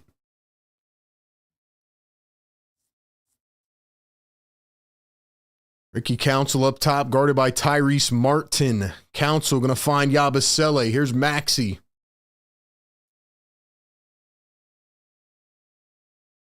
Three-ball Yabusele in the corner. Got it to go. Sixers are so pathetic that even RB can't make this fun. Chris, tell us what you... Yeah. Look, man, I'm not even trying to highlight this dude, but he just sounds like a loser, man. If he knew what these sponsors were paying me, man... He wouldn't be hating like that, man. But it's all good. It's all love. Like I said, bro, he's helping the show. I mean, he's here.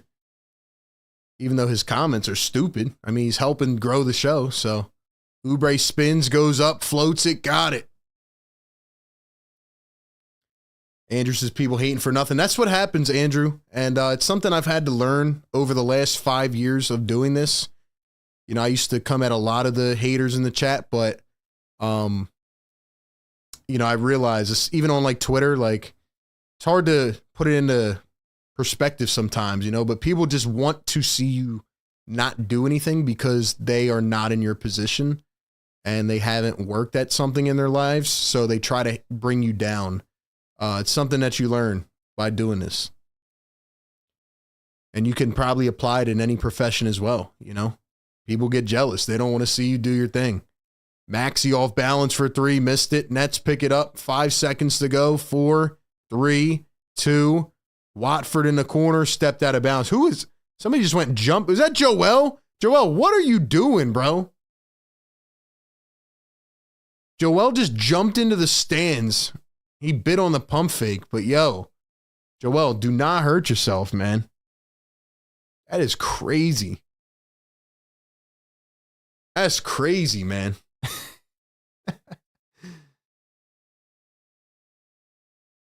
But yeah, guys, that'll be my advice for anybody out there that's, you know, trying to build something or do something. There's going to be a lot of people that try to bring you down, man, because they're not in your position. So just keep pushing through it, man.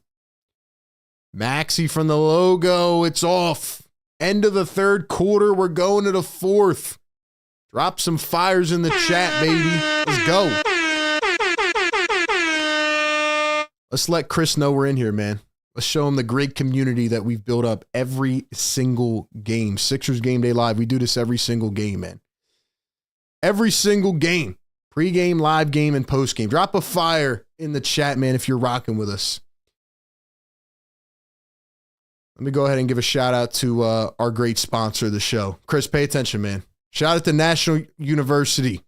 National University is a nonprofit accredited university that offers flexible online schooling programs. If you're someone trying to balance work, life, and school, or maybe you just need an education, wink, wink, hint, hint, NU is perfect for you because they offer 4 and 8 week online courses while allowing you to start sooner and finish faster. They offer 150-degree programs, credentials, and certificates.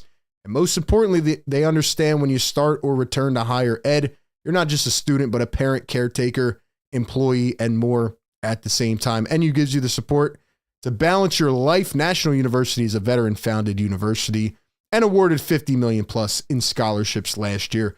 So if you are interested in checking out their flexible curriculum and program offerings, or you need another education, or you need to go back to school, some people might, click the link down in the description or the live chat to get more info today. National University, where you can juggle school with everything else life has to offer. Shout out to National University. They don't understand the game, but they get the game. You know what I mean? It's the game within the game. All right, let me give a shout out to the great members in here supporting us no matter what. Busy B in here. Dom Boyle. Let's go. Inside, what's up? Shazy, what's up, man? Busy B, what's up, man? Marsha McCollum, what's good? Clint. We got Andrew in the chat. Eshan. Derek Bennett, what's up, my man? Busy B, what's up? Jersey Boy, what's up, bro? My guy Banj in here. Sixers Sam. Brankowski. Let's go. Imagine improving your life on a Saturday night when you could be trying to troll a sports commentator. That's what I'm saying, man. Imagine coming in here to hate on, like, I've never, I don't know. I've never been the type to just hop in a live stream on a Saturday night and just start hating on somebody, bro. Like, I have better things to do, man. I have better things to do, man. What in the world is that? Did Joel just get hurt? He's got something on his foot. Yo, I'm telling you, Joel just got hurt, didn't he? Joel got hurt on that pump fake. Bro, I can't with Joel, man. I can't. Paul George step back three in the corner, missed it. Yabusele to rebound. What in the world was Joel just wearing on his foot?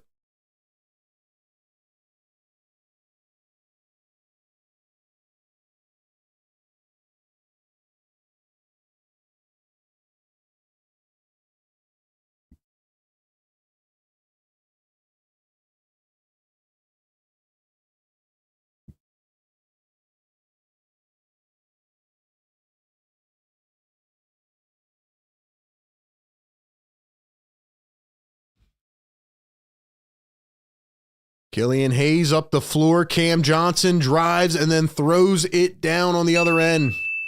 85-76. I don't know if Embiid's going to come back in after that. He had like a weird wrap on his foot. Paul George floats it up and in. I guess Joel got hurt on that pump fake. He jumped as high as I've ever seen him jump and came down and hurt his foot. So, or maybe he's fine. Maybe he's fine. I don't know.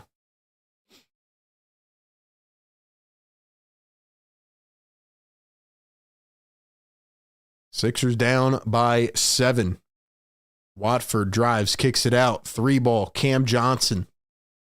Missed it. 85-78 for the Sixers. It's Quentin Grimes, Paul George, Tyrese Maxey, Ricky Council, and Gershon Yabusele. Quentin Grimes dribbles it into the backcourt. Turned over back to the Nets. And then for Brooklyn, it is Jalen Wilson, Cam Johnson, Nicholas Claxton, Killian Hayes, and Trendon Watford. Claxton up top, guarded by Yabusele. Here's Killian Hayes, dribbles, pulls up from the elbow. That one's short.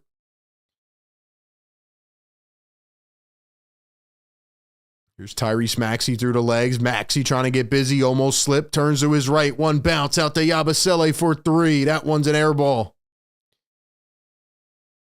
Here come the Brooklyn Nets. Watford steps over, goes up, beats Council, got it to fall. Philly Cali with a $2 super chat. Thank you so much. Says, when do you think the Sixers will pack up the season? I think they're already started, my man. I think they've already started, my man. There's a 3-ball from Ricky Council. That one's short. Nobody tracks down the board. It's going back to Brooklyn. But yeah, I think this is how they pack up the season. But if you're asking me, like, when do they shut Embiid and Paul George down? I mean, if they keep losing games like this, you're going to have to do it. But I honestly think that the young guys would start winning more games than Joel Embiid and Paul George are right now. Honestly. Sixers steal it away. Nice play by Grimes. Grimes goes coast to coast and throws it down. Yo, Grimes is a player, man. He can hoop. He can hoop. Derek says, you're fired, Philly B-ball. I don't know. Derek, what's up, bro? Welcome. Welcome.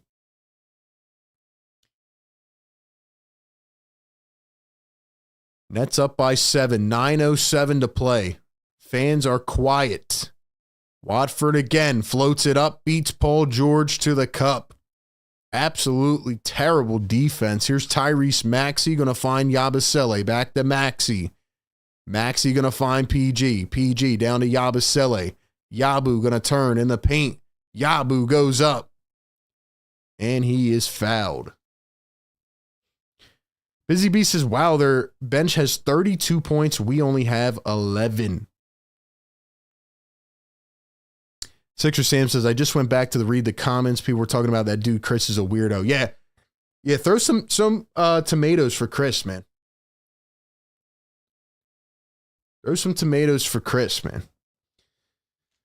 I haven't even been like responding to any trolls, but they've been wild, especially on Twitter today too. It's like, it's just crazy, man. But like I said, when you're doing something good, man, people are gonna hate regardless. So it is what it is.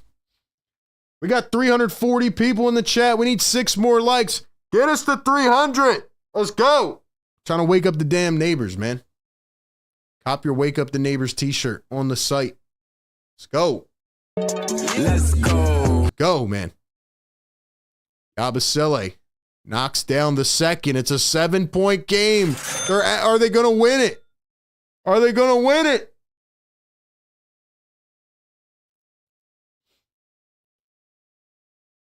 Jalen Wilson going to find Cam Johnson. Cam Johnson was once one of the top trade targets this season. Nets said we're going to keep him. Nets are the only team that'll have cap space this summer. Cam Johnson turns, spins, puts up a 3. Too much on it. Picked up by Yabusele. Good rebound. 8:20 to go. Paul George going to dribble, drive, downhill. George goes up and in. 5-point game. Oh! My normal inclination is to feel hype right now, but I don't want to. I don't want to feel good right now. The Sixers should not be winning this game. They should not be winning this game. $10 super chat from Don Vito. The Don in the chat. What's up, Don? Good to see you here, my man. Don says, F Chris, I respect the way you've built your own channel and your own brand by yourself, RB. Takes skill, hard work, and balls. Something the Chris's of the world don't have. Keep building, bro. We got you. My man, let's go. It's a fire take. Woo! Let's go, man. Get me hyped up. Get me hyped up. We need 2 more likes, man. Who's going to get us to 300? Who is going to do it? That's my question. Maybe it'll be Chris. Maybe. Bench says, I was going to send you a super chat. Button wouldn't work. Chris got nothing on you. Keep doing what you're doing. Thank you, Bench. Appreciate you, my man. Appreciate you. Let's go. Let's go. Guys, somebody needs to answer my question here as to why Gershon Yabusele did not play until the second quarter. Why did Gershon Yabusele not play until the second quarter? Is Nick Nurse secretly a agent who is trying to hurt this organization? Like, I just don't understand it.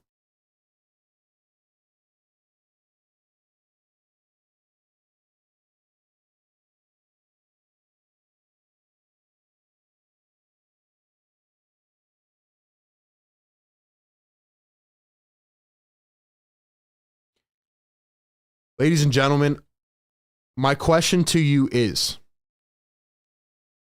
are the Sixers officially tanking and that's why David Roddy played before Yabusele? Or is Nick Nurse that lost at this point that he played David Roddy before Gershon Yabusele? Because Adem Bona doesn't play anymore. Adem Bona is gone in the wind. What do you guys think? That's crazy. That's crazy. 300 likes in the chat. Drop the yes, sirs. Let's go. Woo. Wake them up. Yes, Yeah. sir. You guys are MVPs, man. I haven't played the MVP chant in a while.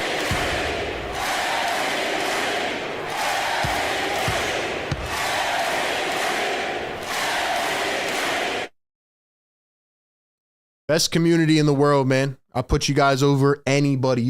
We got what, 400 people in here on a Saturday night watching a tankathon. You guys are the best in the world, man.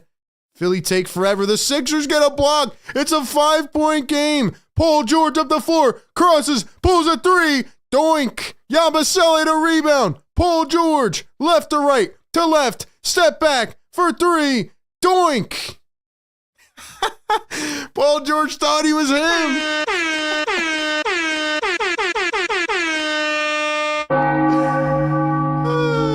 Paul George, man. PG thought he was him for a second. He thought he was cooking for a second. And a Brooklyn turnover, illegal screen. Woo. Work them up. Yes, sir. Yes, sir. The Sixers are coming back. They might win it. Oubre wide open. He was cherry picking, and he's got the dunk and the hair flip. Let's go.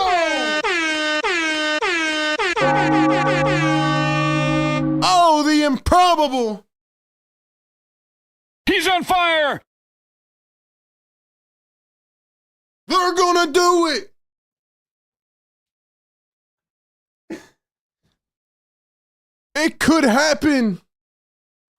$2 super chat. Riaz says, RB, bring on the Cavs, right? Hey, Riaz, if you squint hard enough, this team can win it all. The Cavs don't want to see us, man. They don't want to see us. The Sixers can turn it on.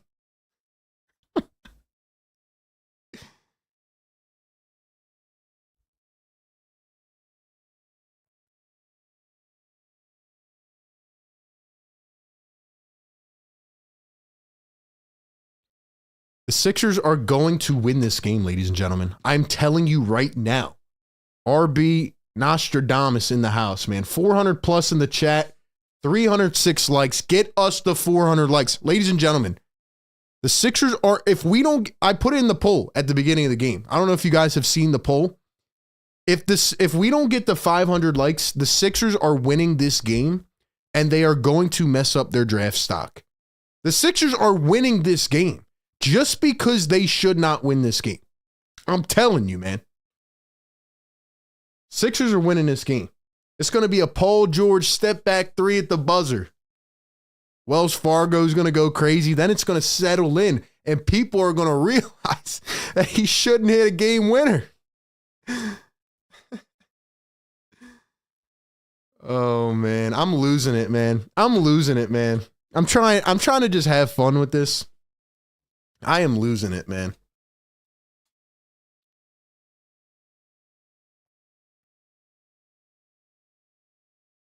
They're going to go on a 10-0 run, man. I'm telling you, if we don't get this to 500 likes, the Sixers are winning this game.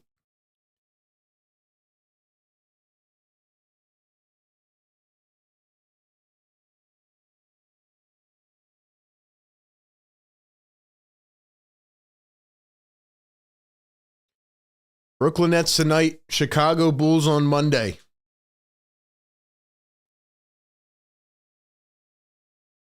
Let's go, man. Let's go, man.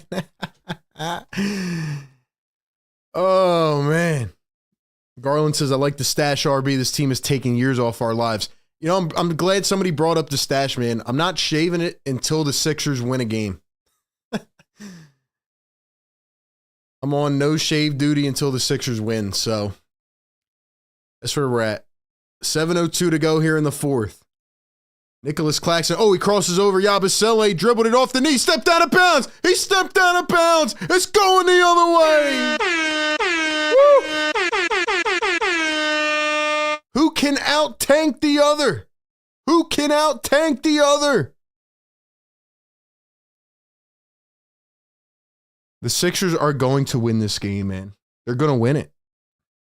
6:50 to go here in the fourth. Paul George working against Zaire Williams. Here's Yabusele against Claxton. Back to Tyrese Maxey. Joel Embiid still off the floor. Here's Maxey working one-on-one. Maxey dribbles, drives, up off the bank. No, it's closed. Here come the Brooklyn Nets. Brooklyn Nets, 6:25 to go. Trendon Watford, he's going to find Keon Johnson. Here's Zaire Williams up to Trendon Watford, guarded by Gershon Yabusele. Watford down the lane, goes up reverse, got it in one. Fouled by Yabusele. Watford said, get off me. One more coming up at the stripe. Oh, man. Do you have a Phillies channel? Nah, just an Eagles channel. Eagles channel is A to Z Philly. Nelson, what's up, bro? Nelson copped his merch. What's up, Nelson? Don says, RB shouldn't shave until the Sixers are above 500. Well, at that point, I'm going to have a full beard, man. You said you didn't want the Sixers to win. I don't want them to win, but they're going to unless we get the 500 likes. The Sixers should not be trying to win this game. Tyrese Maxey up top, guarded by Trendon Watford. He's going to dribble, drive past the defense, goes up, reverse, got it, Tyrese! Woo! 4-point game. We got madness here at the Wells Fargo. The fans haven't moved in an hour. Here's the Nets. Watford drives up against Oubre. Got it to go. Garland says yelling and one and celebrating for the other team is something I never would have thought I'd be doing. Exactly, bro. Exactly. First team to 100 wins. Quentin Grimes with a travel. Sixers give it back. Nick Nurse is up off the bench. He's getting angry. Guys, how many more games do you think until RB shows up on the Game Day Live show with a paper bag on his head? I want you to predict right now. How many more games until I show up with a paper bag on my head?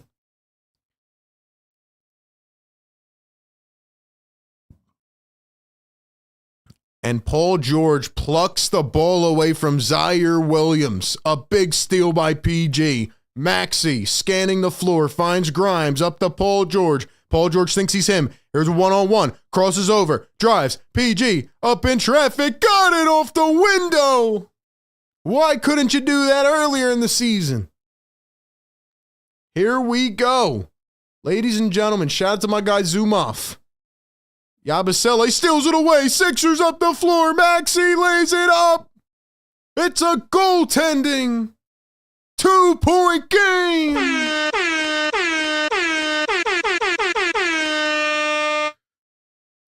I am so smart, man. Oh my, I actually predicted this at the beginning of the game too, bro. I said they were going to win this game. They're going to win this game because they shouldn't. They're going to win this game because they shouldn't.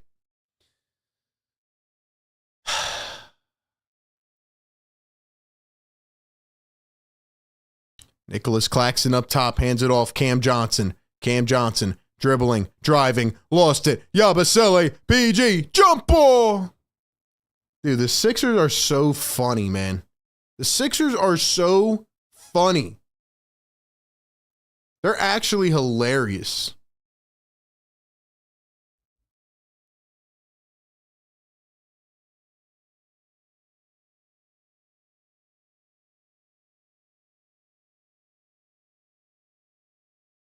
Bro, this is crazy. Joel's hurt, right? This team played better without Joel Embiid. This is crazy, man.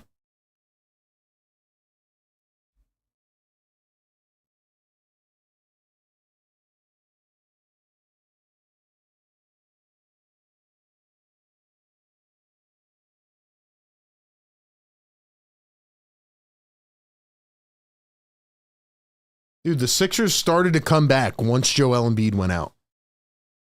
They have to put Joel back in.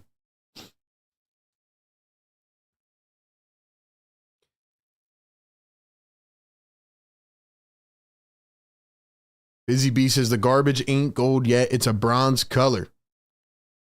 Karen says the Sixers should not be playing to lose because of draft picks. They need to play like the winners they are. But they're not winners, though. They keep losing. Yabusele smacked in the face off the jump ball.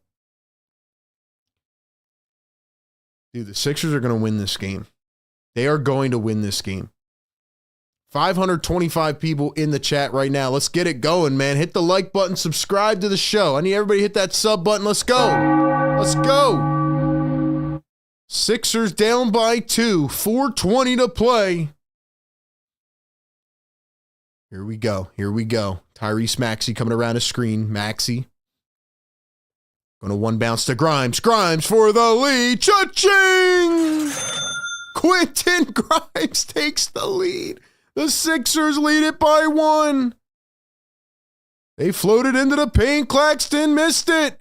Taken back by the Sixers. 3:55 to go. Are the Sixers going to win a game? Maxey up top. Maxey going to cross over, drive down the lane through traffic, goes up, miss. Oubre to put back. Kai! The fans are on their feet. The Sixers might be able to win a game for once. 3-point lead. 3:25 to go here in the fourth. Keon Johnson around his screen. He dribbles, he drives, kicks it. Cam Johnson for the tie. He drains it. Do we have an overtime game on our hands? We got Sixer fans cheering for Net fans. We got Sixers fans cheering for the Sixers. We are discombobulated. Let's go. Yeah. Guys, drop it in the chat right now. Who are we rooting for? Who are we rooting for? Sixers or Nets? Sixers or Nets, man. Dude, the Sixers are so unserious, man. They're so unserious. They play better without Joel Embiid, man. They play better without Joel Embiid. As soon as Embiid went out, they came back.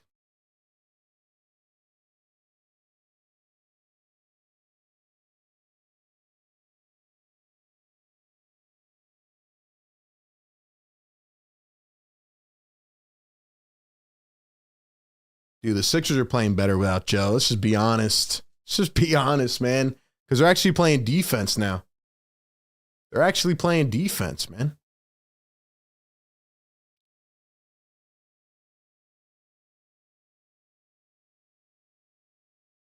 Come on, y'all. Hit that thumbs up, man. 560 in the chat. Here we go. Shout out to my guy, Zoom Off. Lock all windows and doors. We are coming in for a landing.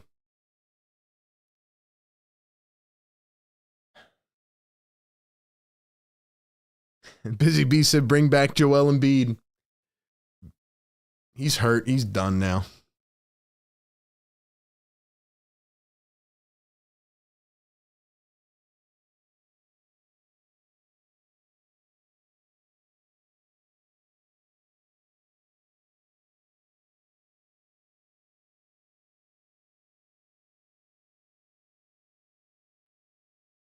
Here's Quentin Grimes going to drive, kick it back. Maxey 4-3. Got it!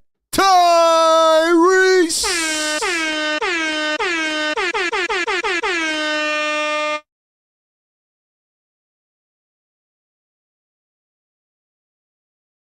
Trendon Watford with a tough finish down the other end. It's a 1-point game. I'm on the edge of my seat.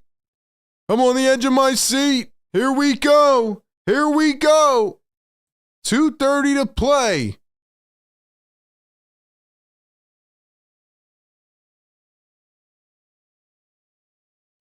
Quentin Grimes going to spin again. One bounce. Maxey drives down the lane. No look pass. Yabusele for a triple. Missed it short. 2:10 to play. Fourth quarter. 100-99. No spoilers in the chat, guys. No spoilers in the chat. Here is Keon Johnson. Going to find Trendon Watford. Watford, what do you have for me? Against Oubre. Crosses, drives, spins. Watford. Keon Johnson for 3. He drains it! Keon Johnson puts the Nets on top. The Nets lead it by 2. Quentin Grimes going to find Tyrese Maxey. Maxey going to find Grimes. Grimes for 3. It's short. Nets have it. 1:26 to play. Here we go. Palms are sweaty. Nerves are tense. Keon Johnson against Tyrese Maxey. What do you have for me? Keon Johnson downhill goes up. Blocked by Maxey. Nets get it back. 4 on the shot clock. Nick Claxton off balance. He's fouled by Oubre. He is fouled. Nicholas Claxton fouled in shooting motion.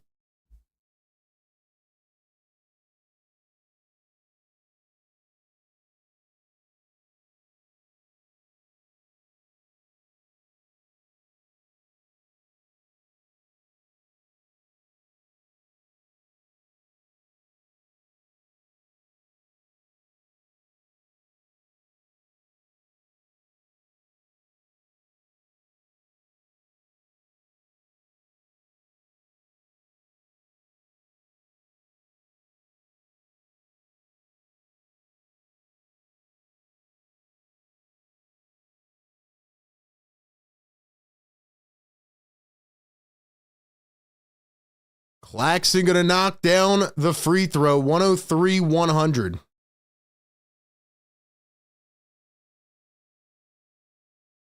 Old George going to find Tyrese Maxey up top. Maxey coming around his screen, drives downhill. Oubre blocked. Oubre blocked. Keon Johnson turns, spins.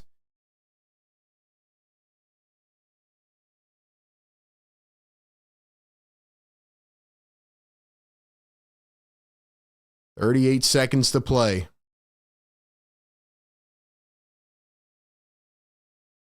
Watford kicks it back. 3-ball. Keon Johnson off the back iron. He missed. Here come the Sixers. Here it comes. Paul George. Maxey for the tie. Got it.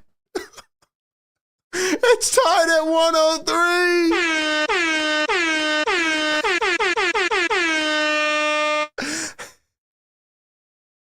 This game is insane. 15 seconds to go. Keon Johnson guarded by Tyrese Maxey. Shot clock unplugged. The Nets for the win. Please end it. Please end it. Johnson for the win. Missed it. Claxton taps it at the buzzer. Did he get it or was it over? Nicholas Claxton taps it at the buzzer. The guys surround him. They are flooding Nicholas Claxton. But hold up. We need to wait for the review. Did he get it off in time?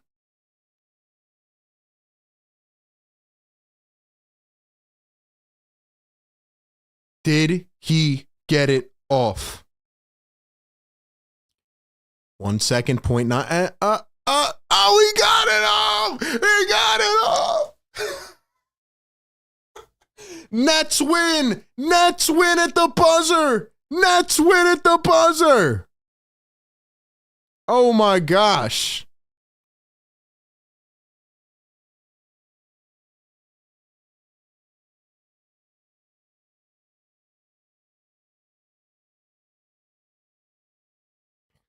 The Sixers are I don't even know if I should feel good or bad. Holy crap, man.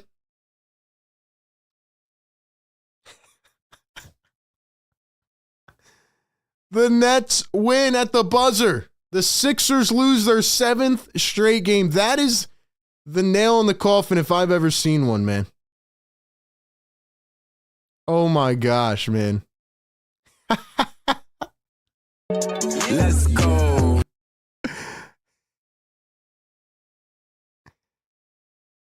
Oh my gosh.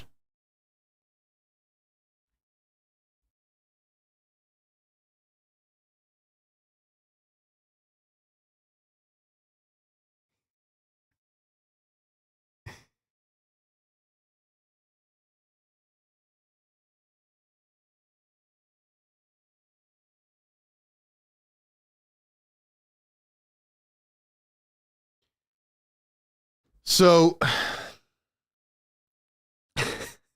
they're saying play the song in the chat. 800 plus people in here, man. Wow. Wow.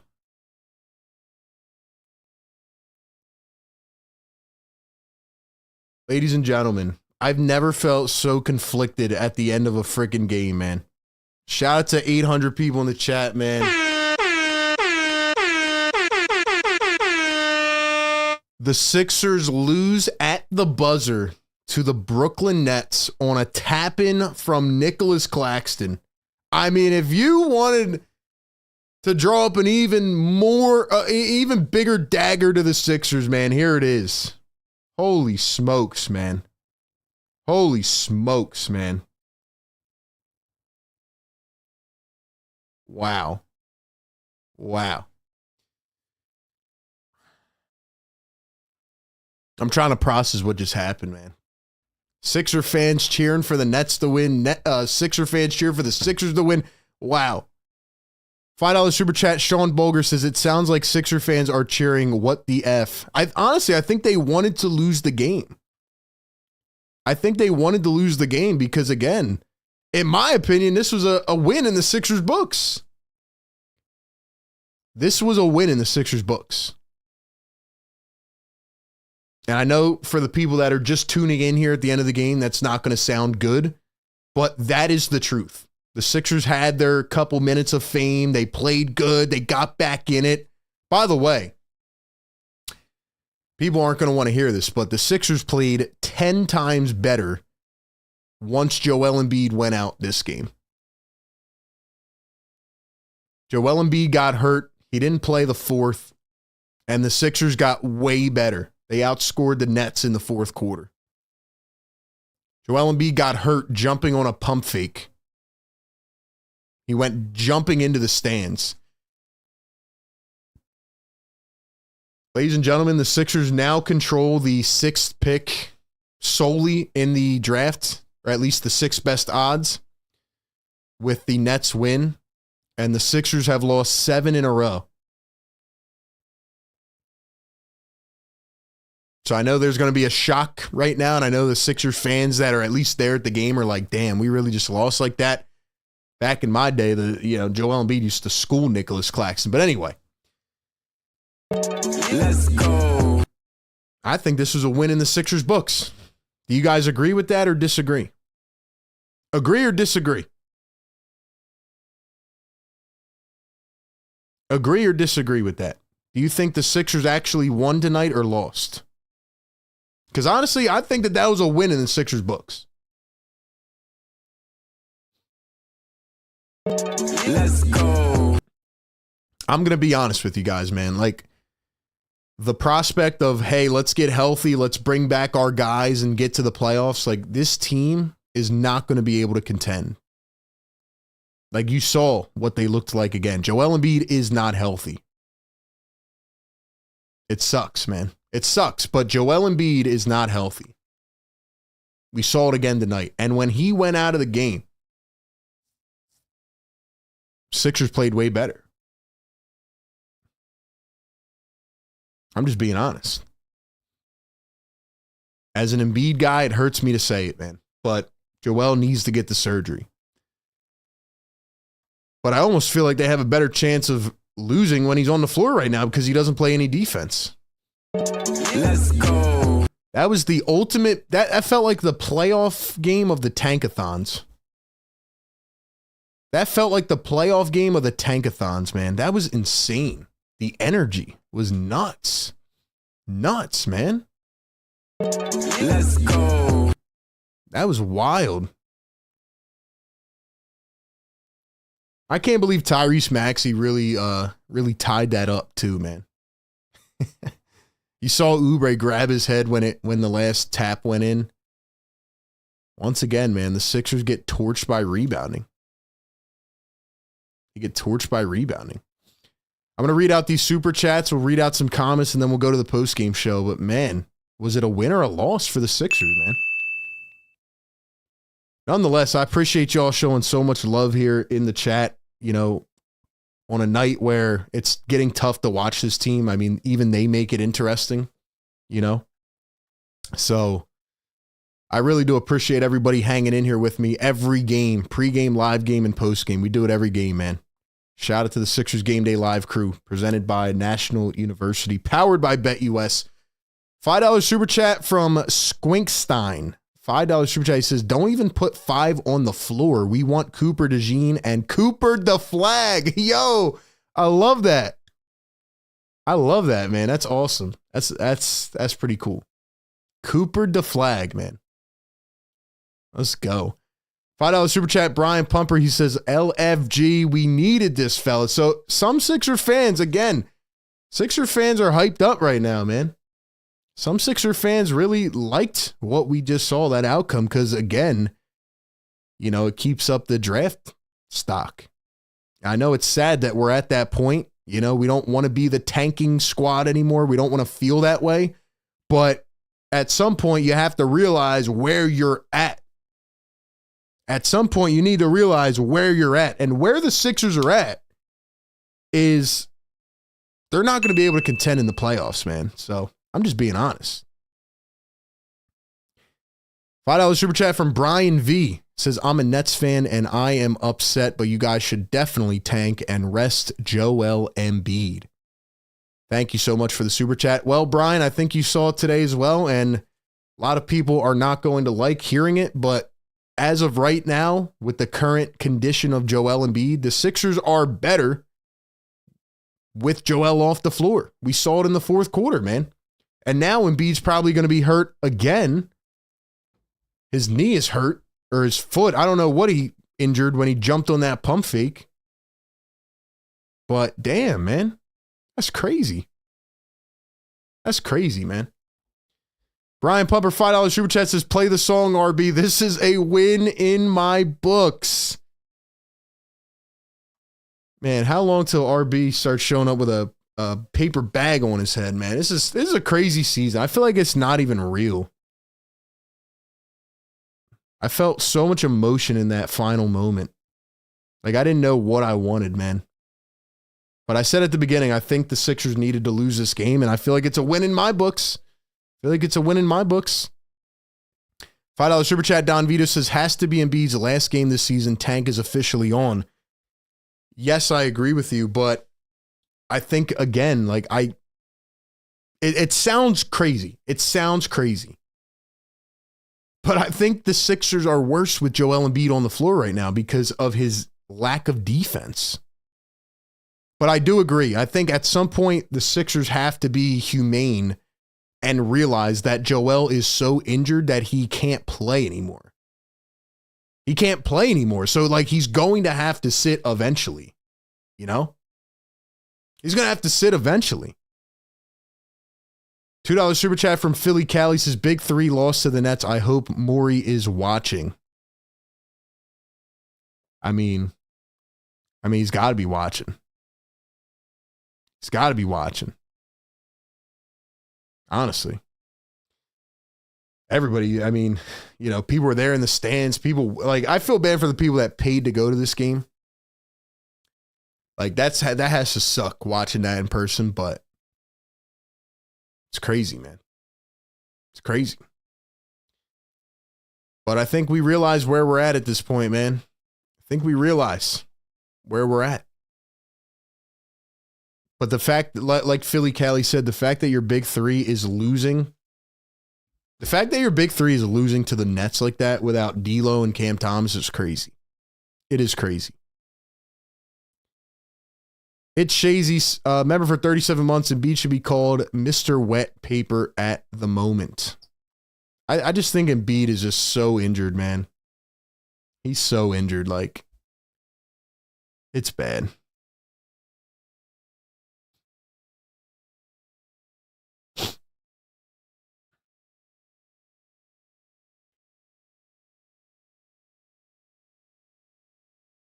Nick Nurse says Joel Embiid did not play in the fourth quarter because the lineup he had in the game was playing well and he wanted to ride the rhythm.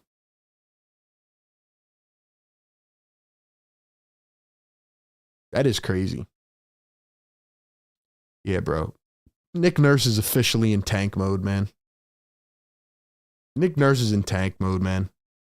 That's a crazy quote.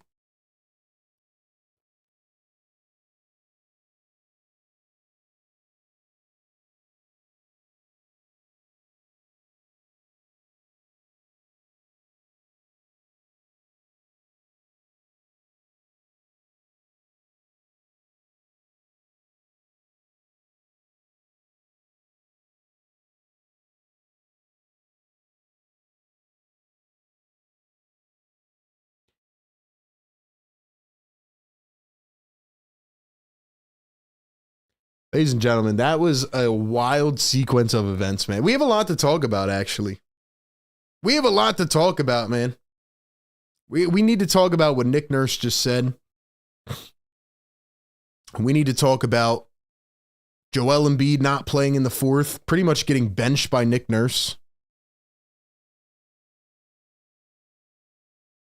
Wow.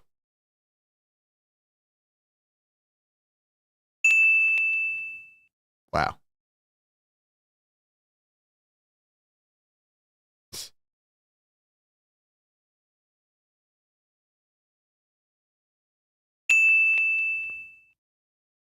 This is crazy, man. Nick Nurse really said that. Nick Nurse really said he benched Joel in the fourth quarter. Wow. Dude, this team, like, And a lot of people are like, oh, how can you still talk about this team? Bro, they just keep giving me stuff to talk about. They keep giving me stuff to talk about, if I'm being honest. Dude, Nurse is so checked out, man. $2 super chat. Don Vito says, shout out to Daryl Morey and the Philadelphia 70 Squinters. The Press Sixers fan, $2 super chat. You make work easy. Thank you, my friend. My man, thank you so much, man. Thank you for the kind words. Thank you to everybody who's just... Let's go. Thank you to everybody who's been in here, man, just rocking with us tonight. This has been an electric stream. Not what I expected at the beginning, but you guys are amazing, man. Sean Williamson, $5 super chat. The Embiid hate has to chill. Guy is clearly injured. Smart or not, keeps playing. Just needs to get the dang surgery. Yeah, I mean, I personally am not hating on Joe because I think he's a bad player and all this. I just, like I said, he's hurt, you know? He has nothing left to give this season. He can't jump. He can't defend. He can't do anything. And the Sixers played better without him. And Nurse just said that he benched him because he was trying to win the game. And yeah. Nick Nurse benched Joel Embiid because he thought that the team was better without him. And that's why, and honestly,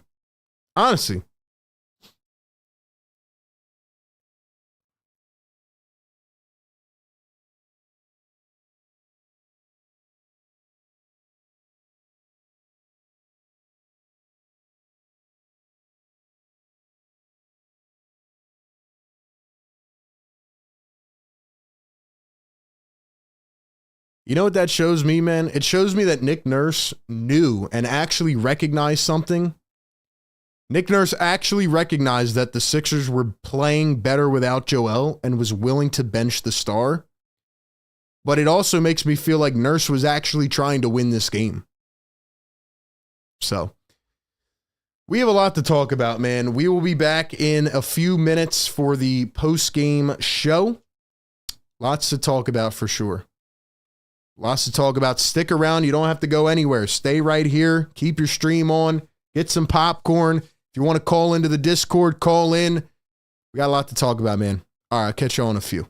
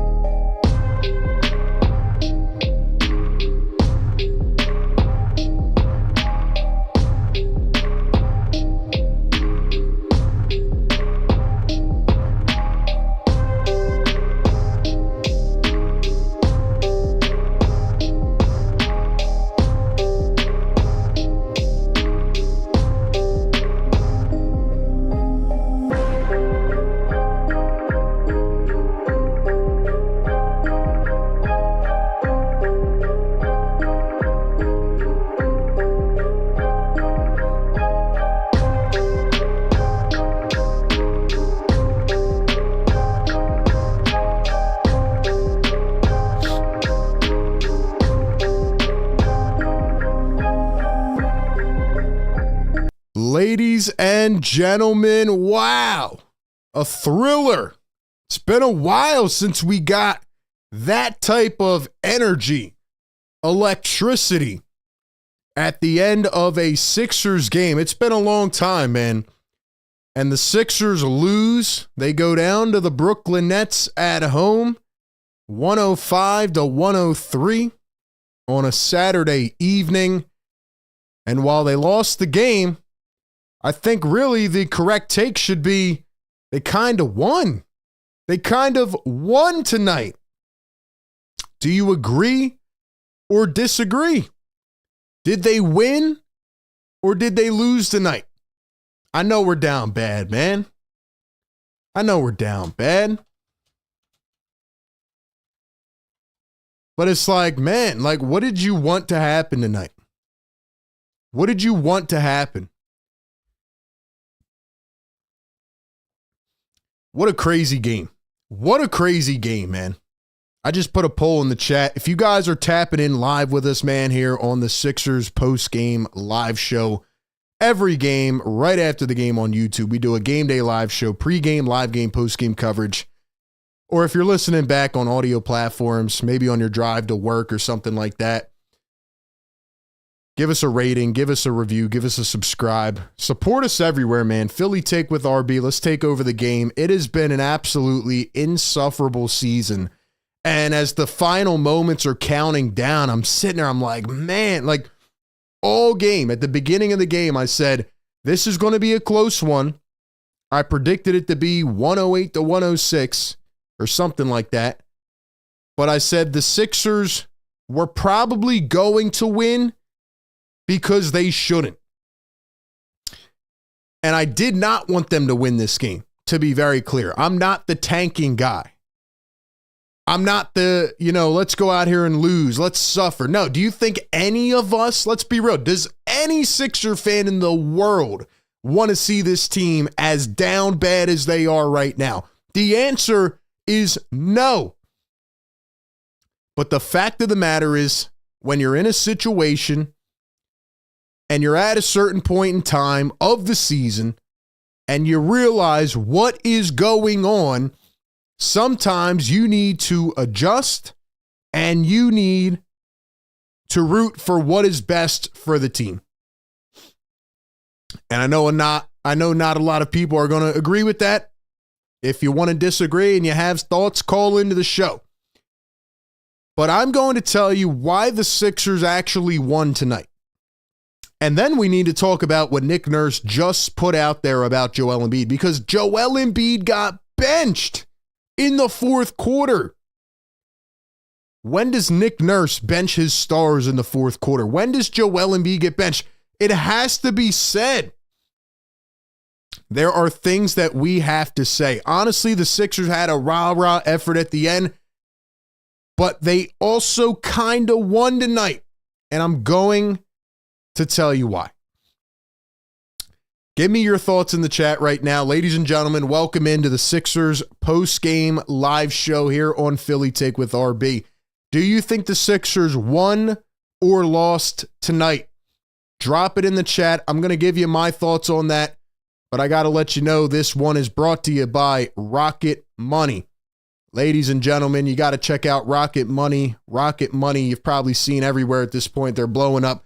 They are a finance app, a personal finance app that helps you find and cancel unwanted subscriptions, monitor spending levels, and helps you lower your bills to grow your savings. If you're somebody who's ever signed up for maybe a free trial period and you forgot about it, or maybe there's a bill you want to lower that you just can't find a way to maneuver through, well, RocketMoney can help you with those issues. It no longer needs to be a problem. RocketMoney allows you to see all your subscriptions in one place and know exactly where your money is going. And for ones you do not want anymore, RocketMoney can help you cancel them. They have a cool dashboard where they list all of your expenses across your accounts. They let you create a personalized budget and even be alerted if one of your recurring subscriptions is going to increase in price. The best part is that they will even try to negotiate lower bills for you by finding the best opportunities to save. RocketMoney has over 5 million users and has saved a total of $500 million in canceled subscriptions saving members up to $740 a year when using all of the app's premium features. So cancel your unwanted subscriptions and reach your financial goals faster with Rocket Money. Go to rocketmoney.com/gameon today. That's rocketmoney.com/gameon. rocketmoney.com/gameon. I've been using Rocket Money myself as well. And very easy to kind of make your way through the app. Very, user-friendly. Just a very good app. I actually just had one of my bills that was going up that I didn't see the email about. I didn't even know. And Rocket Money alerted me with a push notification. So shout out to Rocket Money. But I'll tell you what, man. The Sixers won tonight. I said it at the beginning. The Sixers needed to lose this game. And I want to pull something up here from tankathon.com. Let's see if they actually updated it or not.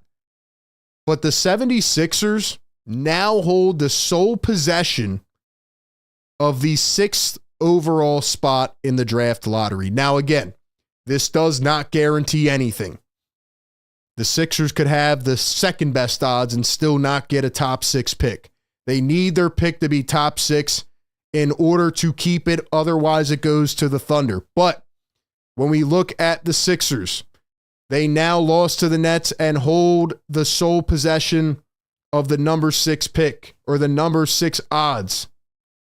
The Sixers have lost a league-leading 7 straight games. They are now 20-36. It's not getting better. There's 26 games remaining. Joel Embiid can barely move. Paul George doesn't look interested. The rest of the role players that had built up momentum are now done. So, look, man, I hate it just as much as you do. But the best course of action right now in a very good draft class is to try to get that top 6 pick now that you're here. There's no turning it around. The Sixers are now 0-6 since Daryl Morey said that if you squint hard enough, this team can win a championship. This team is now 0-6 since Joshua Harris said that they are making a playoff push. There is no more fooling. There is no more trying to trick the fans, even though they were never fooled. We knew this from the beginning of the season. We knew once Joel Embiid missed the first 9 games of the year that this team was destined for torture, but we didn't think it would get this bad. We didn't think that it would get this bad. But ladies and gentlemen, let's talk about it, okay? The Sixers won tonight because they lost to the Nets, who they were tied for with that 6th spot. They play the Chicago Bulls next, who they're behind in the standings. Sixers need to lose that as well. And they lost tonight. Not only did they lose, but, they're down by what? 7 points going into the 4th quarter. And they're down. And Joel Embiid, at the end of the 3rd quarter, bites on a pump fake in the corner. He comes down weird on his foot. They kind of pan to him down on the ground, grimacing a bit. He gets up. A couple minutes later, they show Joel Embiid walking with a wrap on his foot, which is just brutal. And Joel Embiid just can't stay out of his own way, man. It's really, really sad that no matter what this guy does, he just gets injured. I mean, the whole game, Joel Embiid is out there walking around, and you see Joel Embiid, giving what he can, but the Nets are targeting him every possession because he can't move. He can't jump. The Nets are getting putbacks. They're getting second chance opportunities because Joel simply cannot jump. He can't move around. He is immobile. And I said this last game, the fact that they're still putting him out there on the floor is unbelievable.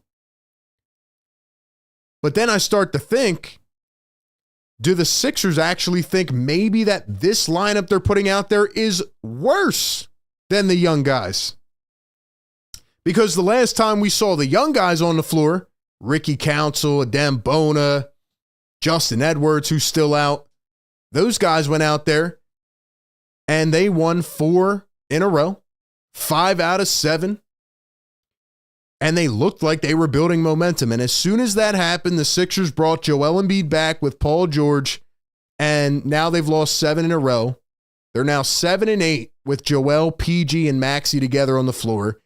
Joel has now told us multiple times that he needs another surgery, yet the Sixers keep rolling them out there. And just to put it all into perspective, okay, for the people that are going to be out there listening to this and maybe call in or whatever and say, well, you know, we can still get to the play-in, make some noise, and get to that first round and see what happens. If you really believe that, you are, at this point, straight up delusional. The Sixers, on February 22nd, are struggling to beat a Nets team, down D'Angelo Russell and Cam Thomas, by the way, that is actively tanking. And for most of the game, until Joel Embiid went out in the fourth quarter, the Brooklyn Nets were outclassing the 76ers. Let me say that again. The Brooklyn Nets, with Trendon Watford and Jalen Wilson and Nicholas Claxton and Cam Johnson and guys like that, Reese Beekman, that team was outclassing Joel Embiid, Paul George, and Tyrese Maxey. Ladies and gentlemen, although the big three is hurt, although guys are dealing with injuries, I get it, right? This Sixers team has officially been exposed. They are not it. They are not it. This is not what we signed up for. They're not even close to it, man. And if you can't see that at this point, then there's nothing else to say. Now, before I get to what Nick Nurse said about Joel Embiid, Nick Nurse has either been instructed to tank, has completely lost his mind, or just doesn't give a crap anymore. The fact that Nick Nurse, in the first substitution, went to David Roddy and Lonnie Walker over Gershon Yabusele and Andre Drummond, guys like that. The fact that Nick Nurse played David Roddy over Gershon Yabusele tells me all I need to know. It tells me all I need to know. Ladies and gentlemen, Gershon Yabusele was the best player, most consistent player on this team. For 2.5 months, he did not see the floor until the second quarter. I said last game, it's very odd, it's very curious that Gershon Yabusele is not starting anymore. But his entire game, his entire flow is messed up. And even with that, he still led the team in rebounds tonight. Last game, Quentin Grimes led the team in rebounds with 7. Tonight, Yabusele, in 23 minutes off the bench, drops 8 rebounds, 3 steals, and 2 blocks. And oh, by the way, back to the Joel Embiid thing. Gershon Yabusele brought this team back in the game in the fourth quarter. They were playing defense. They were moving quicker. We've been saying it for how many weeks now? Embiid ball, Embiid ball. He's too slow. He can't jump. The Nets are actively targeting him on defense. That's what every team's doing on a simple pick and roll action. Joel Embiid gets hurt at the end of the third quarter, and the Brooklyn Nets completely collapse in the fourth quarter. And I'm sitting there saying it in the whole fourth quarter. The Sixers are going to win this game because they should not. Now, the basketball guys just don't like the Sixers, and they let Nicholas Claxton, who, by the way, back in my day, Joel Embiid used to cook Nicholas Claxton. Joel Embiid was getting worked by Nicholas Claxton. That's how I know that he's not 100%. But Nicholas Claxton at the buzzer taps one in, and everybody's celebrating. The Wells Fargo's going nuts. We don't even know what's going on. They had to review it, and they see that he tapped it in with about a second to go. But if we look at the play-by-play, I mean, Tyrese Maxey was trying. He ties it up. Tyrese Maxey ties it up on the shot before that, 25-foot three-pointer. You know, the Nets missed a couple shots. There was a couple back-and-forth threes. Nicholas Claxton blocked Kelly Oubre's 3-foot layup. Then the Nets missed a 3. Then the Sixers come back. Maxey ties it up at 103. And on a second attempt, after Keon Johnson misses a 3, Nicholas Claxton, of all people, taps it in at the buzzer. But like I said, man, I think that was the best way things could have worked out. And Joel Embiid did not play the whole fourth quarter. And I thought, okay, it's probably because he's injured. But apparently, according to Kyle Neubeck, Nick Nurse benched him. That's right. That's what Nick Nurse just said. And also, we just got an update here from Kyle Neubeck. He says Joel Embiid declined to speak to the reporters after tonight's game. Ladies and gentlemen, this team is so checked out, man. Joel Embiid, as he said after the last game against Boston, knows his body is completely cooked. Once he went out of the game, the pace picked up. The Sixers were intensified. That lineup, what was it? Maxey, Grimes, Oubre, Yabusele, and maybe Council or whoever else it was. I think that was the lineup, right? Paul George, PG, Maxey, Oubre, Grimes, and Yabusele. Like that lineup brought them back in. There was a couple moments where PG thought he was him, but I've run out of things to say about Paul George, man. I know he had, 15, 7, 2 assists, 3 steals, and a block, but like I said, PG, the intensity is just not there. Tyrese Maxey tried to give it his all. He dropped 31 in this game. Oubre dropped 14. Still don't know why Quentin Grimes and Kelly Oubre are shooting the ball more than Paul George. Like I said, that just should not happen. But there's no identity. There's no offensive dynamic on this team. Grimes is a dog, though, man. 7 boards, 5 assists, 2 steals. He wants it. He wants it bad. But like I said, I keep coming back to the fact that I'm sitting there as I'm streaming the game, and I'm talking about the game. Like, it's just unbelievable that this is the point we're at. You could say the Sixers weren't going to win it all this year. They might not get to the conference finals, right? We want to see how they gelled. But to tell me that before March, they are getting embarrassed by the Brooklyn Nets, down D'Lo, down Cam Thomas. I mean, this team is bad. Fans are booing. They should boo. This team is horrendous. They're horrendous. I know they're hurt, but man, you can't beat this team. You can't beat this team. Here's what Nick Nurse said about Joel Embiid.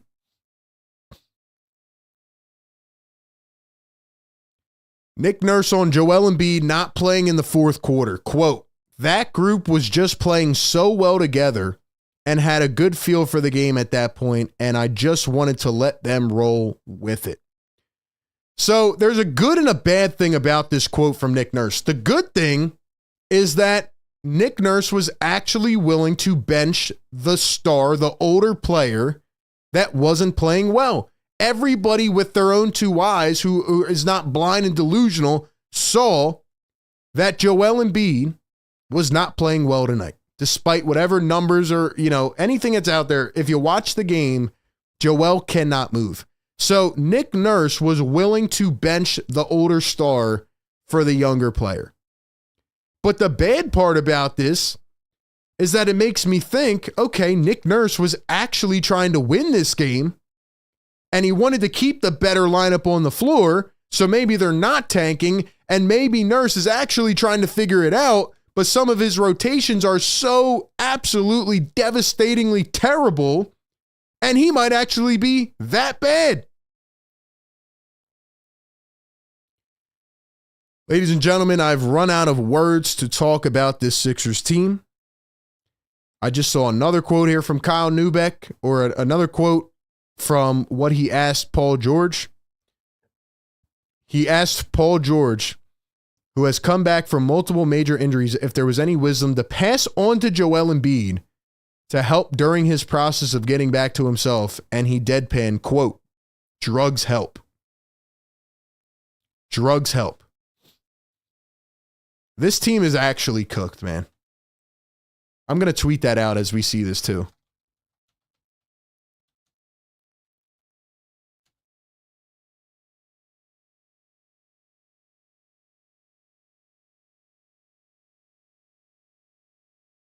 Like, is this an actual real quote, man?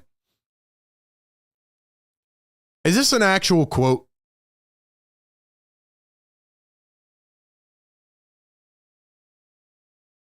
This is crazy, man. My man said drugs help.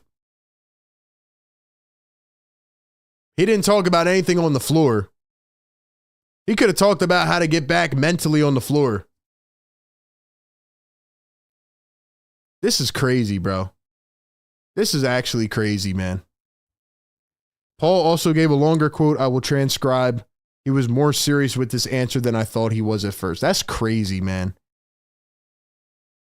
They played no defense until the fourth quarter.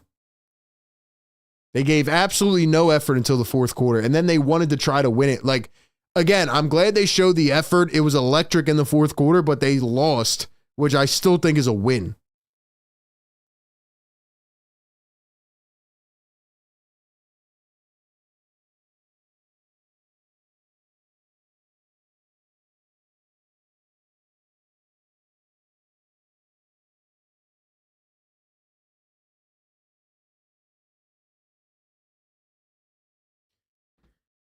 Anyway, man.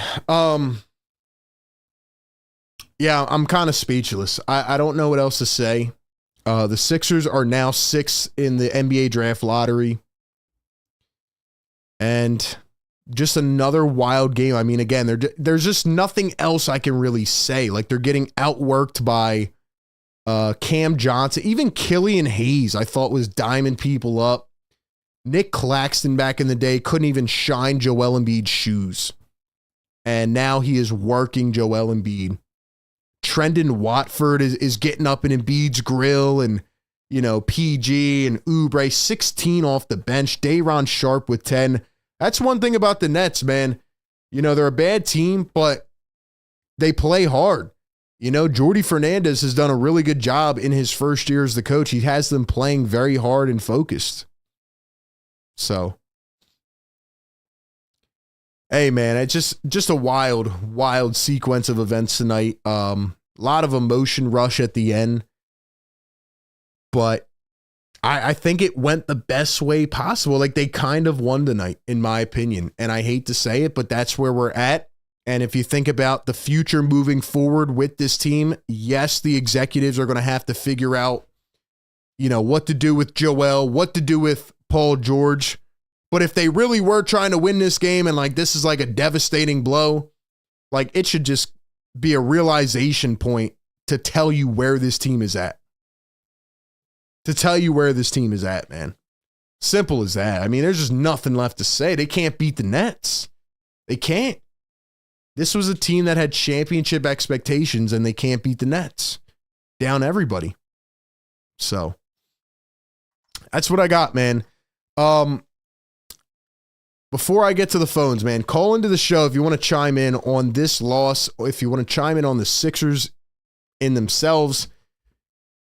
Give me some thoughts on the Discord, man. Call in, chime in if you want. But I got to let you guys know about BetUS, but I want to look at the upcoming games as well, right? I asked this at the beginning of the stream. I said, how many games will the Sixers win in their next 5? I thought tonight would be a win. The Sixers lose to the Nets. Then they have Chicago, the Knicks, the Warriors, and the Trailblazers. Do you think that they are going to win any of their next 4 games? Are they going to win any of their next 4 games? Because I don't know if they are. And I don't think I want them to. Go to betus.com, use the code YouTube150, get a 150% deposit match bonus on your first deposit up to $2,000. Look, man, told you at the beginning of this game, for some reason, the Sixers were a 10-point favorite. Why were the Sixers a 10-point favorite? It made no sense. Made no sense at all. Honestly. I mean, I'm taking the other team's point spread every game at this point. Sixers are not trying to win. They're not serious. They're not serious, man. I don't think they're going to win any of these next several games. And like I said, I don't know if they should. I don't know if they should. Check out BetUS, man. Use the code YouTube150. I see somebody in the chat, Karen, says, I know they're hurt, but man, Do you even listen to what you say? Your criticism and expectations are over the top. Stop. See, Karen, I don't want to be rude. I don't want to be mean. I appreciate everybody in here, but comments like that from you, like that is the problem, Karen. People are trying to let this off the hook. This is an organizational failure. This is a debacle, Karen. Karen. This is not a, hey, let's just let our emotions off gently. Let's just be grateful that they're playing basketball against the Brooklyn Nets. No, this is a debacle, Karen. You can't even make up this level of incompetency. I'm taking it easy on them, Karen. I can go full Karen if you want me to, Karen, but I don't feel like it because I'm saying the same things I say every game. I'm saying the same things I say every game. I don't need to talk about the lack of rebounding and the lack of perimeter defense and, the situational awareness being terrible in the rotations. Nick Nurse's rotations are terrible. But Karen, I'm telling you, this is a debacle. They can't beat the Nets. They can't beat the Nets. With Paul George, Joel Embiid, and Tyrese Maxey, they can't beat the Nets. Come on, Karen, you got me going full Karen out here, man. Got me going full Karen out here, man. Come on. Come on, man. This team is awful. I thought they'd find a way to win this game. It looked like they were. Nick Nurse is checked out. Joel Embiid is hurt and checked out. Paul George has been checked out. I don't even feel like going down the list tonight, man. One guy I do want to talk about, Lonnie Walker. Nick Nurse at the beginning of the game, before the game, he said, Lonnie Walker is going to get a stint of minutes and then we'll see what happens and go from there. Speaking on that comment, Lonnie Walker played 10 minutes tonight, 0 for 3, 0 points. That makes me feel like Lonnie Walker is not going to play again for the Sixers. But then again, who knows? Because Drummond played 5 minutes tonight. Last game, I think he played 20. Yabusele did not play until the second quarter. Then he played the whole fourth quarter because Joel was hurt and was not playing well. David Roddy was the first sub. He only played 5 minutes. Bona doesn't play anymore after he was looking promising. Jared Butler started off pretty good. He doesn't play. So honestly, I have no rhyme or reason to know what is going to happen with these lineups. But to be quite honest with you, man, I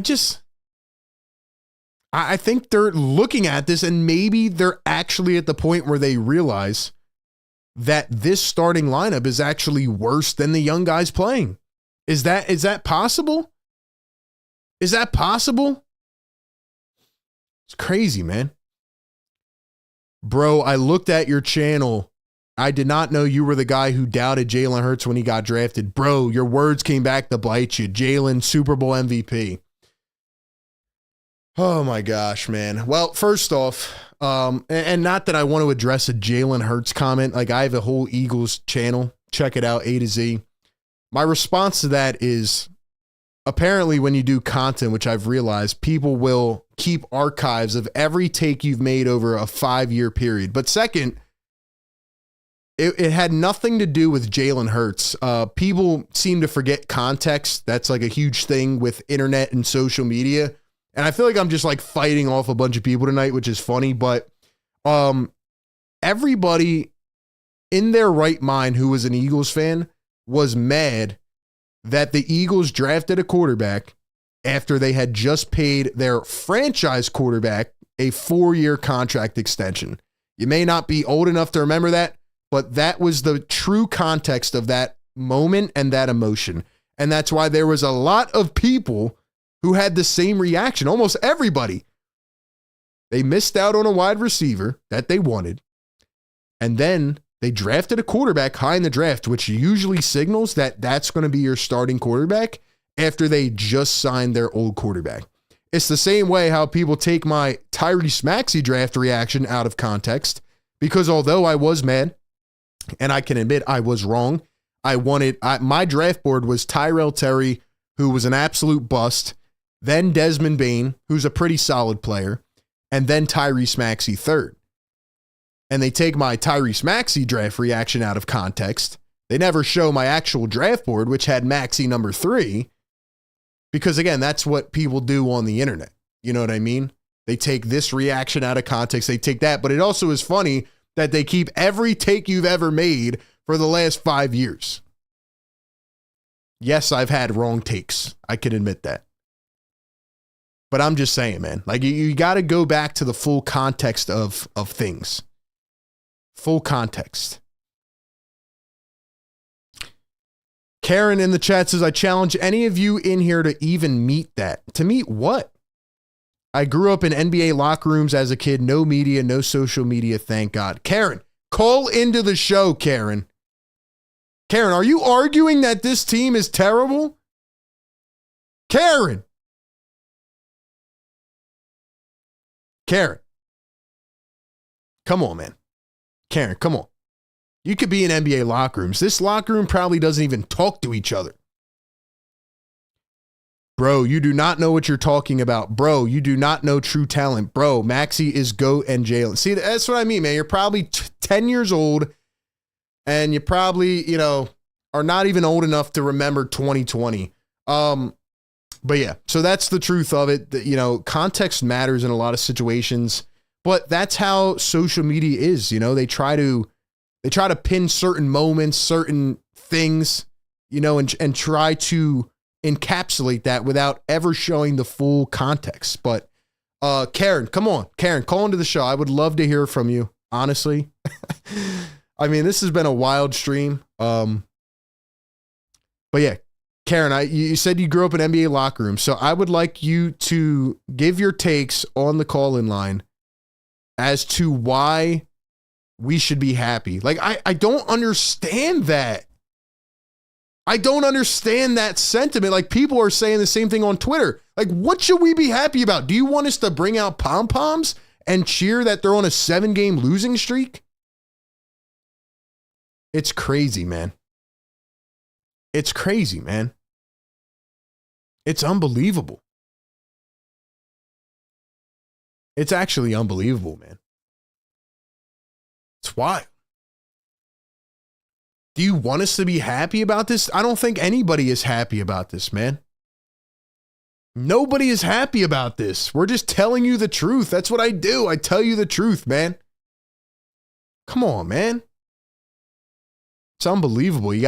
But then again, that's how it goes, man. You get 10-year-olds that come into the show and they do their thing, but hey, it's at the end of the day, it's all love. It's all love, man. All right, I'm going to go to the Discord for a short while. If you guys want to chime in, call in on the Discord, because a lot of people want to say things on the chat, but they don't want to call in. I wonder why.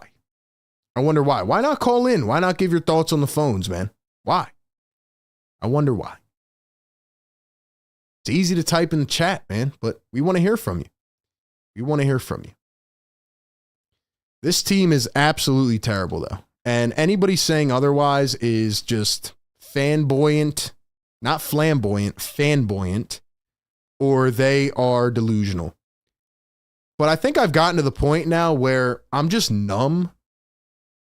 Like I'm just numb to this season.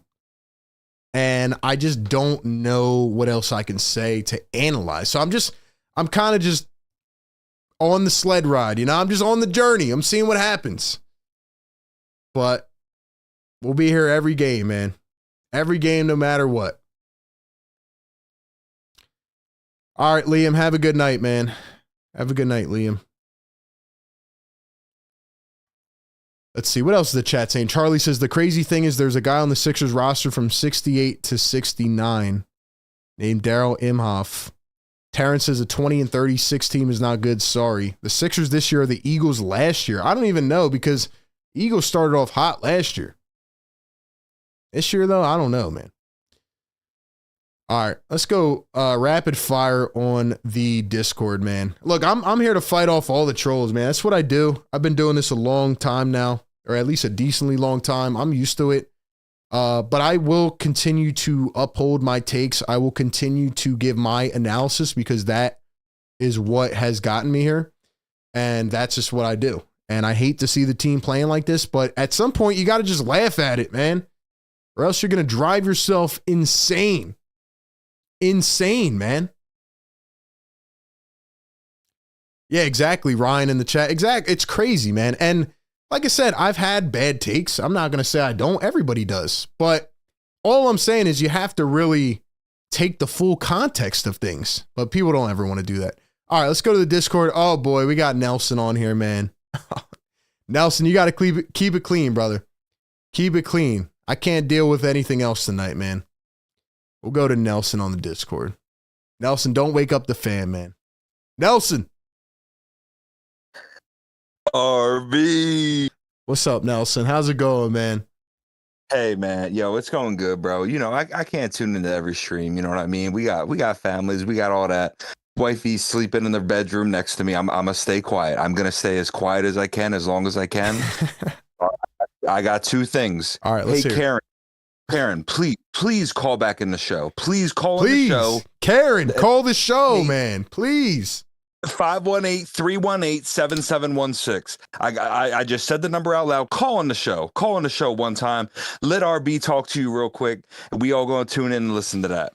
Hey, Chris, first of all, Chris. Hey, RB got some fire mods, bro. So they kick you out. They kick you out quick. But Chris, tune back in, subscribe to Philly Take with RB, and understand what Philly fans do, Chris. Hey, I hope you're listening to this. See, I can't say because he ain't listening. All right. man, I'm ready to go crazy. But bro, all right, RB. Joel Embiid's a joke, man. He's a joke, bro. He's not Philly. And bro, I ride for JoJo. You know what I mean? We drafted him early during the process. He was tweeting funny stuff like, yo, Rihanna, you're cute, baby girl. You're cute. I'm from Africa and I braid my hair sometimes and I can shoot fadeaway jumpers and my left knee hurts a little bit. So does my right and a foot and a toe. But hey, I play basketball and I'm going to get multiple max contracts from the Philadelphia 76ers because we have nothing else. We have nothing else and no one that wants to come to Philly except Paul George. I'm not going to get there yet. Nick Nurse babying him, bro, I'm done with that. I'm done with it, bro. I'm so done with Nick Nurse babying Joel Embiid, bro. Why are we baby? Oh, bro, we had to I benched Joel Embiid because we're better without him. Joel Embiid got hurt contesting a 3-point corner shot with 0.3 seconds left in the third quarter. What are you doing, Joel? That's the highest I've seen Joel Embiid jump in 8 years. 8 years. Joel Embiid hasn't jumped that high in 8 years, and he's contesting. Bro, he's contesting a corner three, jumping as high as he can and hurting his foot and getting it taped. And it's like, oh, bro, I benched Joel Embiid, guys. I benched him. No, bro, he got hurt again. Like, what are we supposed to do, bro? Man, no, I was starting to think the same thing, too. But, like, I'm so, like, I don't want to use the word abused, but I'm so like mentally abused by this team that I expect anything anymore, you know? Like, I agree with you. Why in the world? I think I said it when it happened. Like, why would Joel jump in the air for that? Why? Like, in this game, then he had a whole wrap on his foot, but then, you know, Nurse is like, yeah, we're playing Yabusele. And I'm like, oh, maybe he's actually trying to win and he sees that lineup's better. But then if you're trying to win and you still can't win, it just shows how bad this team is. I don't know, Nelson. Talk me off the ledge, Nelson. RB, listen, bro. I've been subscribed to you since 20,000 subscribers, brother. You talk me off the ledge, dog. I've had enough, three man. Kids. Bro, I listen to you to talk me off the ledge. And bro, you know me, bro. When I call in, I got notes. Paul George got his money and don't give a flying F about the Philadelphia 76ers, brother. You don't care. Did you see the pictures that this boy was posting at the All-Star break, bro? He's posted up at a beach, bro. He's posted up at a beach with some random girl. Just posted up, bro, sipping some wine. Bro, you aren't Philly, dog. You're not Philly. What are you doing here, brother? What are you doing? Bro, we sent top execs. We sent everybody to come out to recruit you to come to Philly so we can win championships, not regular season games. Oh, bro, we're not even winning regular season games with you, bro. We're not winning regular season games with you. We're not winning playoff P, bro. You're Penny P. Pinky, not Penny. I'm stupid, my bad. You're Pinky P, bro. Your pinky hurts. Your pinky's a little hurt, bro. Dude, I'm not gonna say, bro, I know I use this joke every single time that I call in the stream, bro, but he's way too zesty. He's too zesty, bro. We don't want a zesty dude here, bro. We don't need a zesty dude, man. We don't need, bro, we are Philly. We don't need zesty, bro. We want dudes that drive to the paint. We want prime Andre Iguodala. And bro, look what we did with Iggy, man. I gotta call in one of these off-season streams that you have, bro. Make sure you holla at your boy, man, because I really want to talk to you about how off this 76ers squad is. Isaiah Joe, Andre Iguodala. We can go on and on and on, but like, bro, I'm very frustrated. Did you I have two more takes, but RB, before you let me go, bro. Did you see Jared McCain's last YouTube video? He was chilling with Cooper Flag, bro. He was chilling with Cooper Flag, and they cut a part out of the YouTube video. I think he was recruiting him to Philly, bro. I think he might have been recruiting him. What do you think? I mean, he can recruit him all he wants, man. Sixers need to get a top draft pick. You know, it all comes down to the draft, man. Bro, we might get that. Last take, RB. My bad, bro. I hope I'm bringing the fire, bro. I'm trying. Let's go. So frustrated, bro. Dude, I only call in when games like this happen, and everybody's like, "Yo, the Sixers suck. The Sixers suck so bad, bro. We lost on a tip to Nicholas Claxton, bro. Everybody chill out, bro. Like, yeah, dude, we suck. I'm not gonna say like, yo, the Sixers are gonna win a championship and beat Cleveland and beat Boston. Like, yo, this is what we do, bro. We lost on a tip, bro. Chill, bro. We lost on a tip to Nicholas Claxton, bro, with a face mask on, bro. My boy's wearing a face mask. But yo, last take, RB, last take. I'm not joking about this, man. This is my for real take, bro. I'm tired of the Philadelphia 76ers medical staff, bro. I'm not a doctor at all, but I'm very, very tired of Markelle Fultz not being able to shoot a free throw because his shoulder hurts a little bit. Joel Embiid not being able to play 60 plus games in years because his knee hurts. We signed Paul George to a max extension. Bro, can you help us win regular season games so we can make it to the conference finals?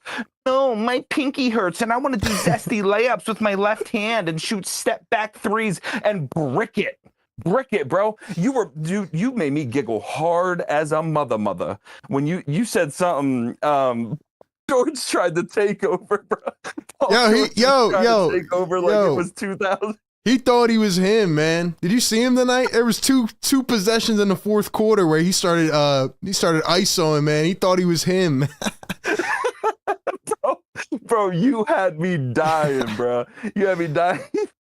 Tim, he was trying to step back, and you know what Paul George would say after the drugs weren't hard enough. The drugs that I took weren't hard enough. I wish I had harder drugs, bro. We don't want nothing to do with you, zesty ass. Dude, I did so good, and I finally cussed. Nah, you're good, man. So RB.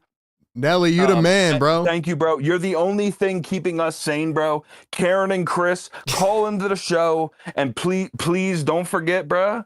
If y'all want to debate with your boy, man, RB will add me in Discord, and I'm down to debate with y'all. Let's go. Let's go, Nelly.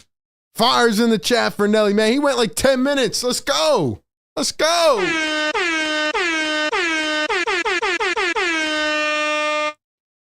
Nelly's right, man. They want to get in the chat. They don't want to step up to the plate. Step up to the plate. Let's hear from you, man. Wow. Yeah, I don't know, man. I'm so lost with this team. Like, it's not even about this season. It's about the next couple of seasons. being for real, like we came into this thinking, man, the Paul George contract might be bad on the back end like the last 2 years, but if we can maximize this window, if we can, contend this next year or two, like at least this will be the last hoorah for the Joel Embiid-led Sixers. And this team can't even make the playoffs. Playoffs. This team is getting beat by the Nets, and we have Karens out there who want us to be happy about it. It's not going to change until we force the change, man. Until we force the change, man. I mean, I've never seen the Sixers so down bad. You could say the process, yeah, but like, I don't know, at least in the process, we expected them to lose. Now I'm at a point where I'm like, dang, I kind of expect it, man. It's unbelievable. It's unbelievable. Paul George really said drugs help, man. That's crazy. That's crazy. Tyrese Maxey on how he feels about Joel Embiid playing without being able to be his best. It's definitely difficult. The last 4 years, he's been pretty dominant every single time he steps on the floor. I try to keep his head up, check on him every now and then. Why is he still playing? Why is he still playing? That's my question. Why are the Sixers throwing him out there knowing that he's hurt? That is malpractice. I would not be surprised, honestly. I would not be surprised if in like 5 years, Joel Embiid sues the Sixers medical staff. I would not be surprised if Joel Embiid has a lawsuit against the medical staff later on, like 5 years down the line, even if he's like not on the team anymore. It's just crazy, man. It's unbelievable.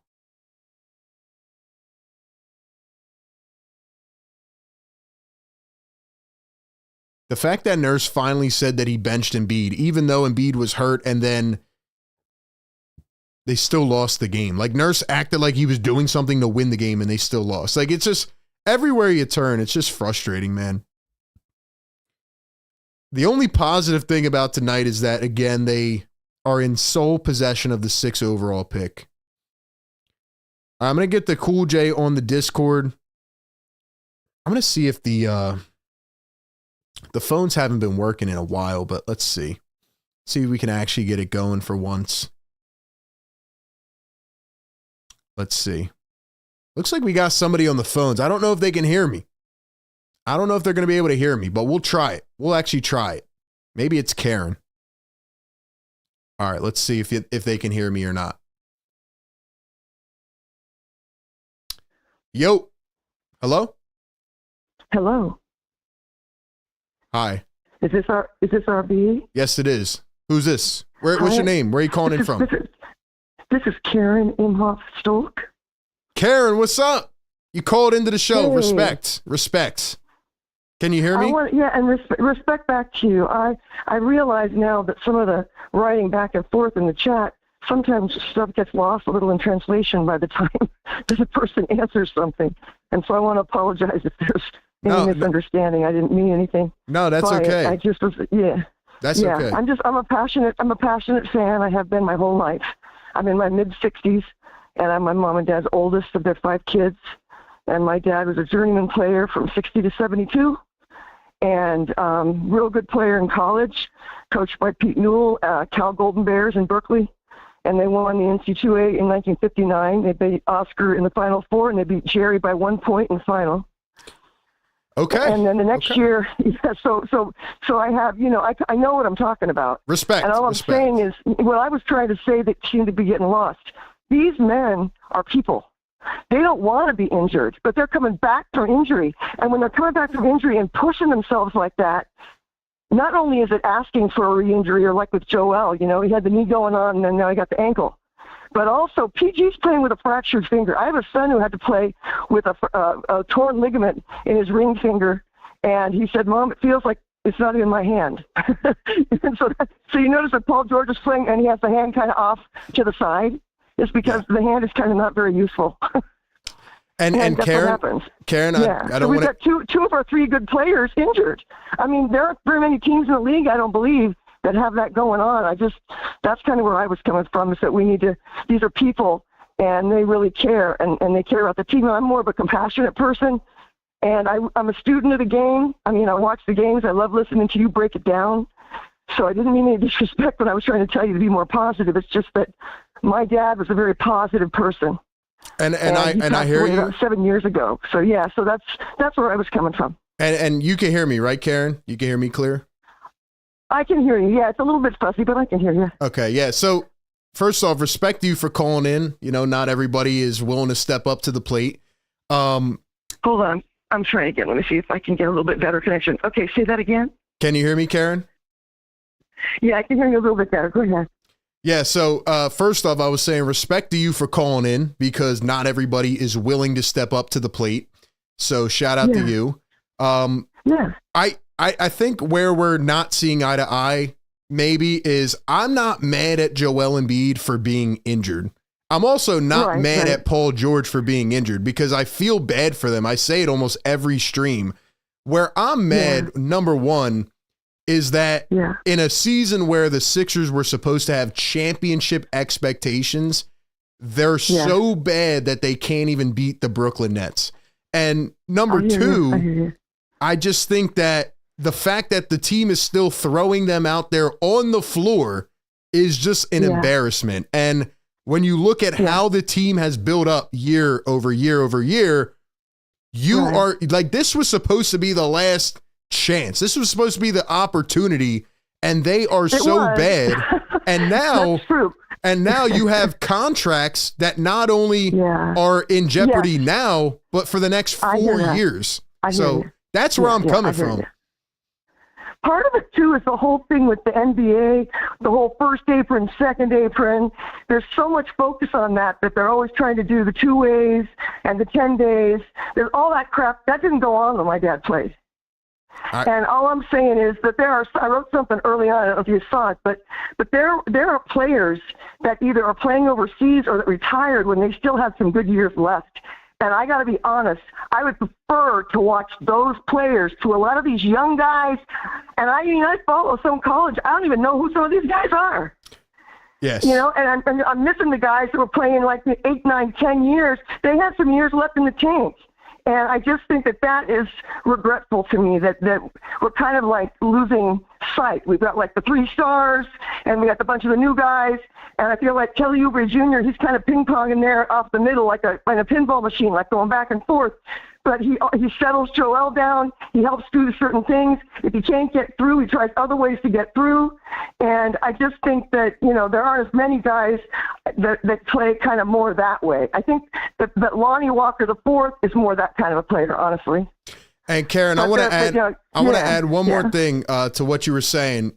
Another reason I think we're frustrated, and, you know, I don't know if you've watched the last several weeks or last month, but the Sixers' young players were playing very, very, very well. Like they had won 5 out of 7. I agree with you. I agree with that totally. I agree with your assessment on that. Very much so. And then they went away from them, you know? So that's why I'm mad, because those players right now look better than the stars because the stars are hurt. And they went away from them. It's like there was pressure. There's pressure to play the stars when in all actuality the other guys had a rhythm and they were playing well together. And that cohesiveness is missing because we haven't had those stars play very many games with all 3 of them in the game. And that's all I'm saying, Karen. That's why we're frustrated, you know? Yeah, I hear you. Absolutely. Well, Karen, thank you for calling in. Would love to hear from you again. And respect I really appreciate it. I appreciate your time, and I really love your show. So thank you very much. Thank you for everything that you do. Okay, thank you. Take care. Thank you. W's in the chat for Karen. See, that's how you do it, man. Respect the Karen for stepping up to the plate and calling into the show. You want to get something off your chest, that's how you do it. You know, sometimes things aren't eye to eye. You know, sometimes you don't see eye to eye. Like everybody has different opinions, but I thought she articulated herself very well and she explained, you know, and I explained. That's a W right there. Glad we got the phones working. We got another caller on the line. Let's see who else we got, man. Another caller on the line. Yo, what's up? Can you hear me? Hello? Can you hear me? Yeah, can you hear me? Yes, sir. What's your name? Where are you calling in from? Guess who it is? Who is it? Chris! Oh, no. Chris, what's up, man? Hey, I was not watching your stream. My buddy was. I was not watching your stream. I came in. I subscribed so I can talk shit. Your stream is shit without me. Without something happening, it's shit. I don't know how people are sitting there in here listening to your fucking talk. Hey, Chris. 11 p.m. and you're in this live stream. 11 p.m. 11 p.m. You're a loser. Loser. Goodbye. Banged on him, baby. 11 p.m. This guy's still watching me, man. 11 p.m. This guy's still watching me. I mean, you can't make this up. I feel like I'm going through 12 rounds in a ring tonight, man. 11:14 p.m. This guy's watching me. He called into the show. He was talking earlier in the chat about having friends. This dude at 11 p.m. on a Saturday just called in on my show. I mean, at some point, man, you just gotta give some respect to where it's due, man. I'm out here fighting guys off. It's crazy. He really does need something. He needs a lady, man, or something. I don't know which way he rolls. You know what I mean? I don't know which way he rolls, but he needs something, man. I mean, this is crazy, man. Crazy, man. Dude really stayed on the stream for 4 hours to watch me. At some point, man, you just got to chalk it up, man. Just got to chalk it up. Honestly, he might be related to Podcast P, if we're being honest. He might be. Crazy. We got the Philly Take community, man, just showing up like crazy, man. 11 p.m. on a Saturday, and we're still rocking heavy, man. I love this community. I love them. See, the thing about Chris is that I've dealt with a lot of Chris's, you know? Chris, I've dealt with a lot of Chris's, man. Like, it doesn't faze me at this point. But the fact of the matter is, Chris tuned into this show. Chris called into this show 4 hours after he was kicked out of the chat. That's the funny part about it. That's the funny part about it, man. All right, let's go back to the Discord, man. We got Cool J in here. Cool J, what's up, man? RB. What's up, Cool J? Is this stream the best stream we got or what? Dude, this is amazing, man. This is amazing. Like, sometimes they, you know, like they just say like things come to you. I'm just here doing my thing, man. I thought this was going to be like a very uneventful, just miserable game. And it ended up being an amazing stream, man. Yeah, like, I mean, I've never seen a controversial game. Probably the most controversial event besides the trade. Like, this was literally the most controversial event we got this per game in a long time. Yeah, man. They got it done. Like, I think this was a win, honestly. I mean, sixth spot in the lottery. I mean, like, literally the battle, see who will tank first. But that's when. Now we get to keep the top pick. That's have a long way to go if we can get back up. Yeah, I mean, the next game's against Chicago, you know? So it'll be interesting for sure.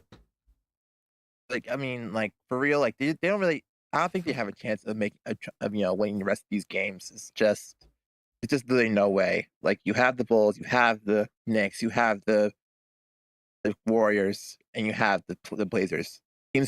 Some teams who have, want to tank, and then some teams who just too good, are just too good. Like the Warriors, they're definitely not going to win against the Warriors.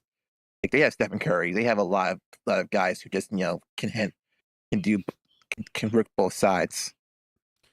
Yeah, I don't know, man. I don't see them beating anybody right now unless they play the young guys, honestly.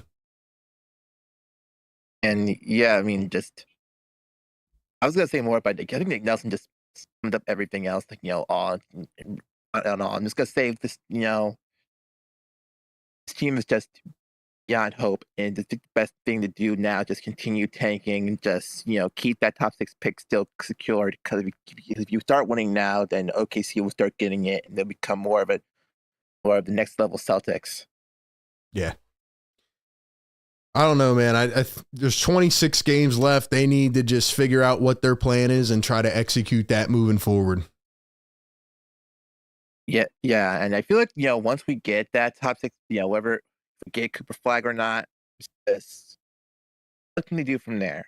Are we doing the same thing we did before? Like, we draft somebody and just nothing changes? Will somebody actually step up and start making the change we want? The fans want, because clearly, like, see from when Matthew was playing, he was playing good. But like when you see that body language he's having, it's just he just represents what the fans are feeling right now. Like, you just feel drained. You just feel like exhausted. Is seeing this song and dance over and over and over again. Yeah, I agree, man. See what happens, but it's been a tough go of things for sure for Sixer Nation, man. I mean, there's just no other way to put it. But you just got to have fun with it at this point, or else you'll lose your mind, I mean, that's why I tapped in. Like, there's from the last 2 callers, like, you can see how insane the Sixers have been turning this fan base too. Yeah, well, the one guy was a weirdo, but the others were good calls, I mean, this is what happens. You get these people who are like, just insane, and that's just the rules of being content creating. It's just you get these trolls and get the real ones. The real ones know what's up. The other ones do not. Yep, I agree, man. Cool, Jay. Appreciate you calling in as always, brother. Thanks for having me in. Thank you, man. Shout out to Cool Jay. Yeah, before we wrap this up, I see a lot of people going at Chris in the chat. Like, let's not even give this dude the attention he deserves. I'm going to put it to you very simply, because this is what I do. Like, this is what I get essentially paid to do. Like, I paint the picture for you, right? This guy, Chris, who's probably like, first off, he's probably like, I don't know, 25 years old. He is sitting in a dark room, and he's the funny part was he called in saying that his friend was watching the stream. Well, first off, I think you should ask your friend, why is he watching the stream? That should tell you all you need to know, which then forced you to watch the stream on your own device. And this guy's tuning in. He probably ate like 4 cheeseburgers and had like 3 monsters next to him. And he's probably typing on a keyboard in the dark, right? Now, keep in mind, this was 3.5 hours ago. This dude got banned out of the chat. He sat there the entire time, watched this stream just to call in, just to get his 2 seconds of fame, just to get roasted, banged on the phone's lines, and is now back sitting in his room full circle. It's almost like the Sixers season in a nutshell, right? A lot of expectation, think you're going to have your moment, just to fail miserably and fall on your forehead. So, in summation, don't be a Chris. You know what I mean? Be a Karen. Step up to the plate, give your takes, stand your ground. That's how you do it.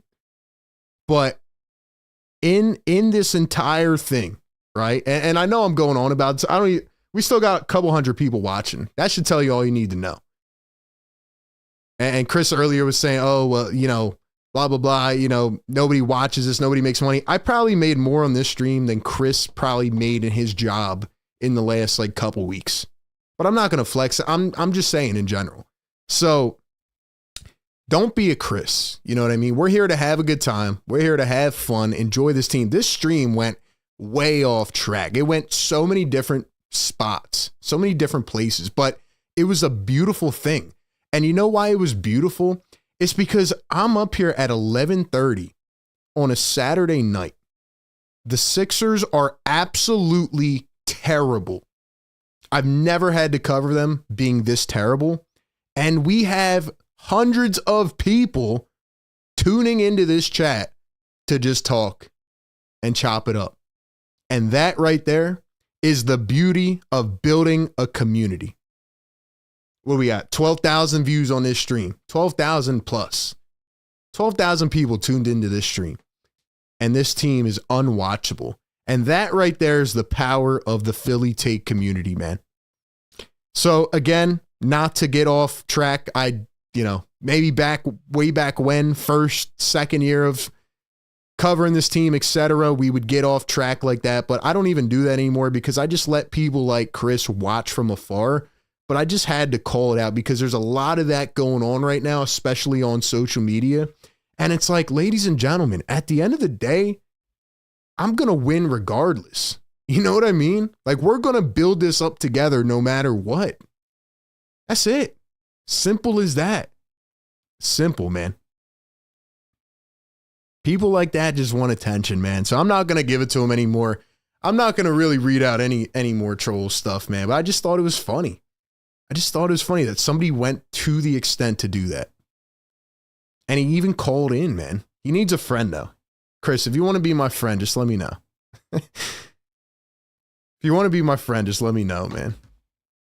Let me give some shout outs. Yo, if you guys are in the comments still watching this, man, drop a comment so I can shout you out before we get out of here. This was a wild show. It felt like a old fashioned classic RB show, man. We got Don Vito still rocking with us. Shazy in the chat. Sam E. We got Ryan Campbell in here. Nelson, my guy. Nelly, thanks for calling in, bro. Banj in the chat. LOZ. We got Rob Downs, channel member. Banj says, this was the best stream ever. I've never had more fun watching something. Oh, man. Oh, man. Cool J says 173 viewers in counting if you already haven't liked the show. Yeah, man. Tika in the chat. Shout out to Tika's been in here all night. Don't do it, RB. You'll become zesty. Yeah. Nah. We're out here keeping it 100 always. Sixers Sam in the chat. Let's go. Lexi in the chat. Don't feel bad. My Knicks lost by 40. Yeah, Knicks got smoked. Man, by the Cavs. Showkey in the building. What's up, Showkey? Bryce, what's up? Remy, what's up? Thanks for being here. Bryce says, I got this stream saved. This is a classic. It is a classic, man. But anyway, Philly Take wins regardless. The Sixers pretty much won tonight by way of losing. And yeah, man, where we at? 397 likes. We need 3 more, man. Get us to 400, man. Let's see. Nelson says, you the GOAT. Appreciate you, my guy. Terrence says, I'm a Raptors fan. Found you during the 2020 series. Fun to follow your stuff. Terrence, thanks so much, man. Thanks so much. All right, man. Enjoy the rest of your night, everybody. Shout out to the Sixers Game Day Live show. Every game, pregame, live game, and postgame. If you're a channel member and you support us, man, thank you. If you're just a casual viewer, tapping in, thank you. If you are a hate watcher, thank you. Anybody helps grow the show. That's how we do it, man. This one's presented by National University BetUS, and shout out to the post-game sponsor, RocketMoney. Sixers and Bulls Monday night. You know we'll be back, man. We have fun regardless. Follow me on all platforms. IG, Twitter, TikTok. Catch me on Bleacher Report. Let's keep it going, man. To the moon. Enjoy the rest of your guys' weekend. Catch you on Monday night. Sleep well, man. Peace.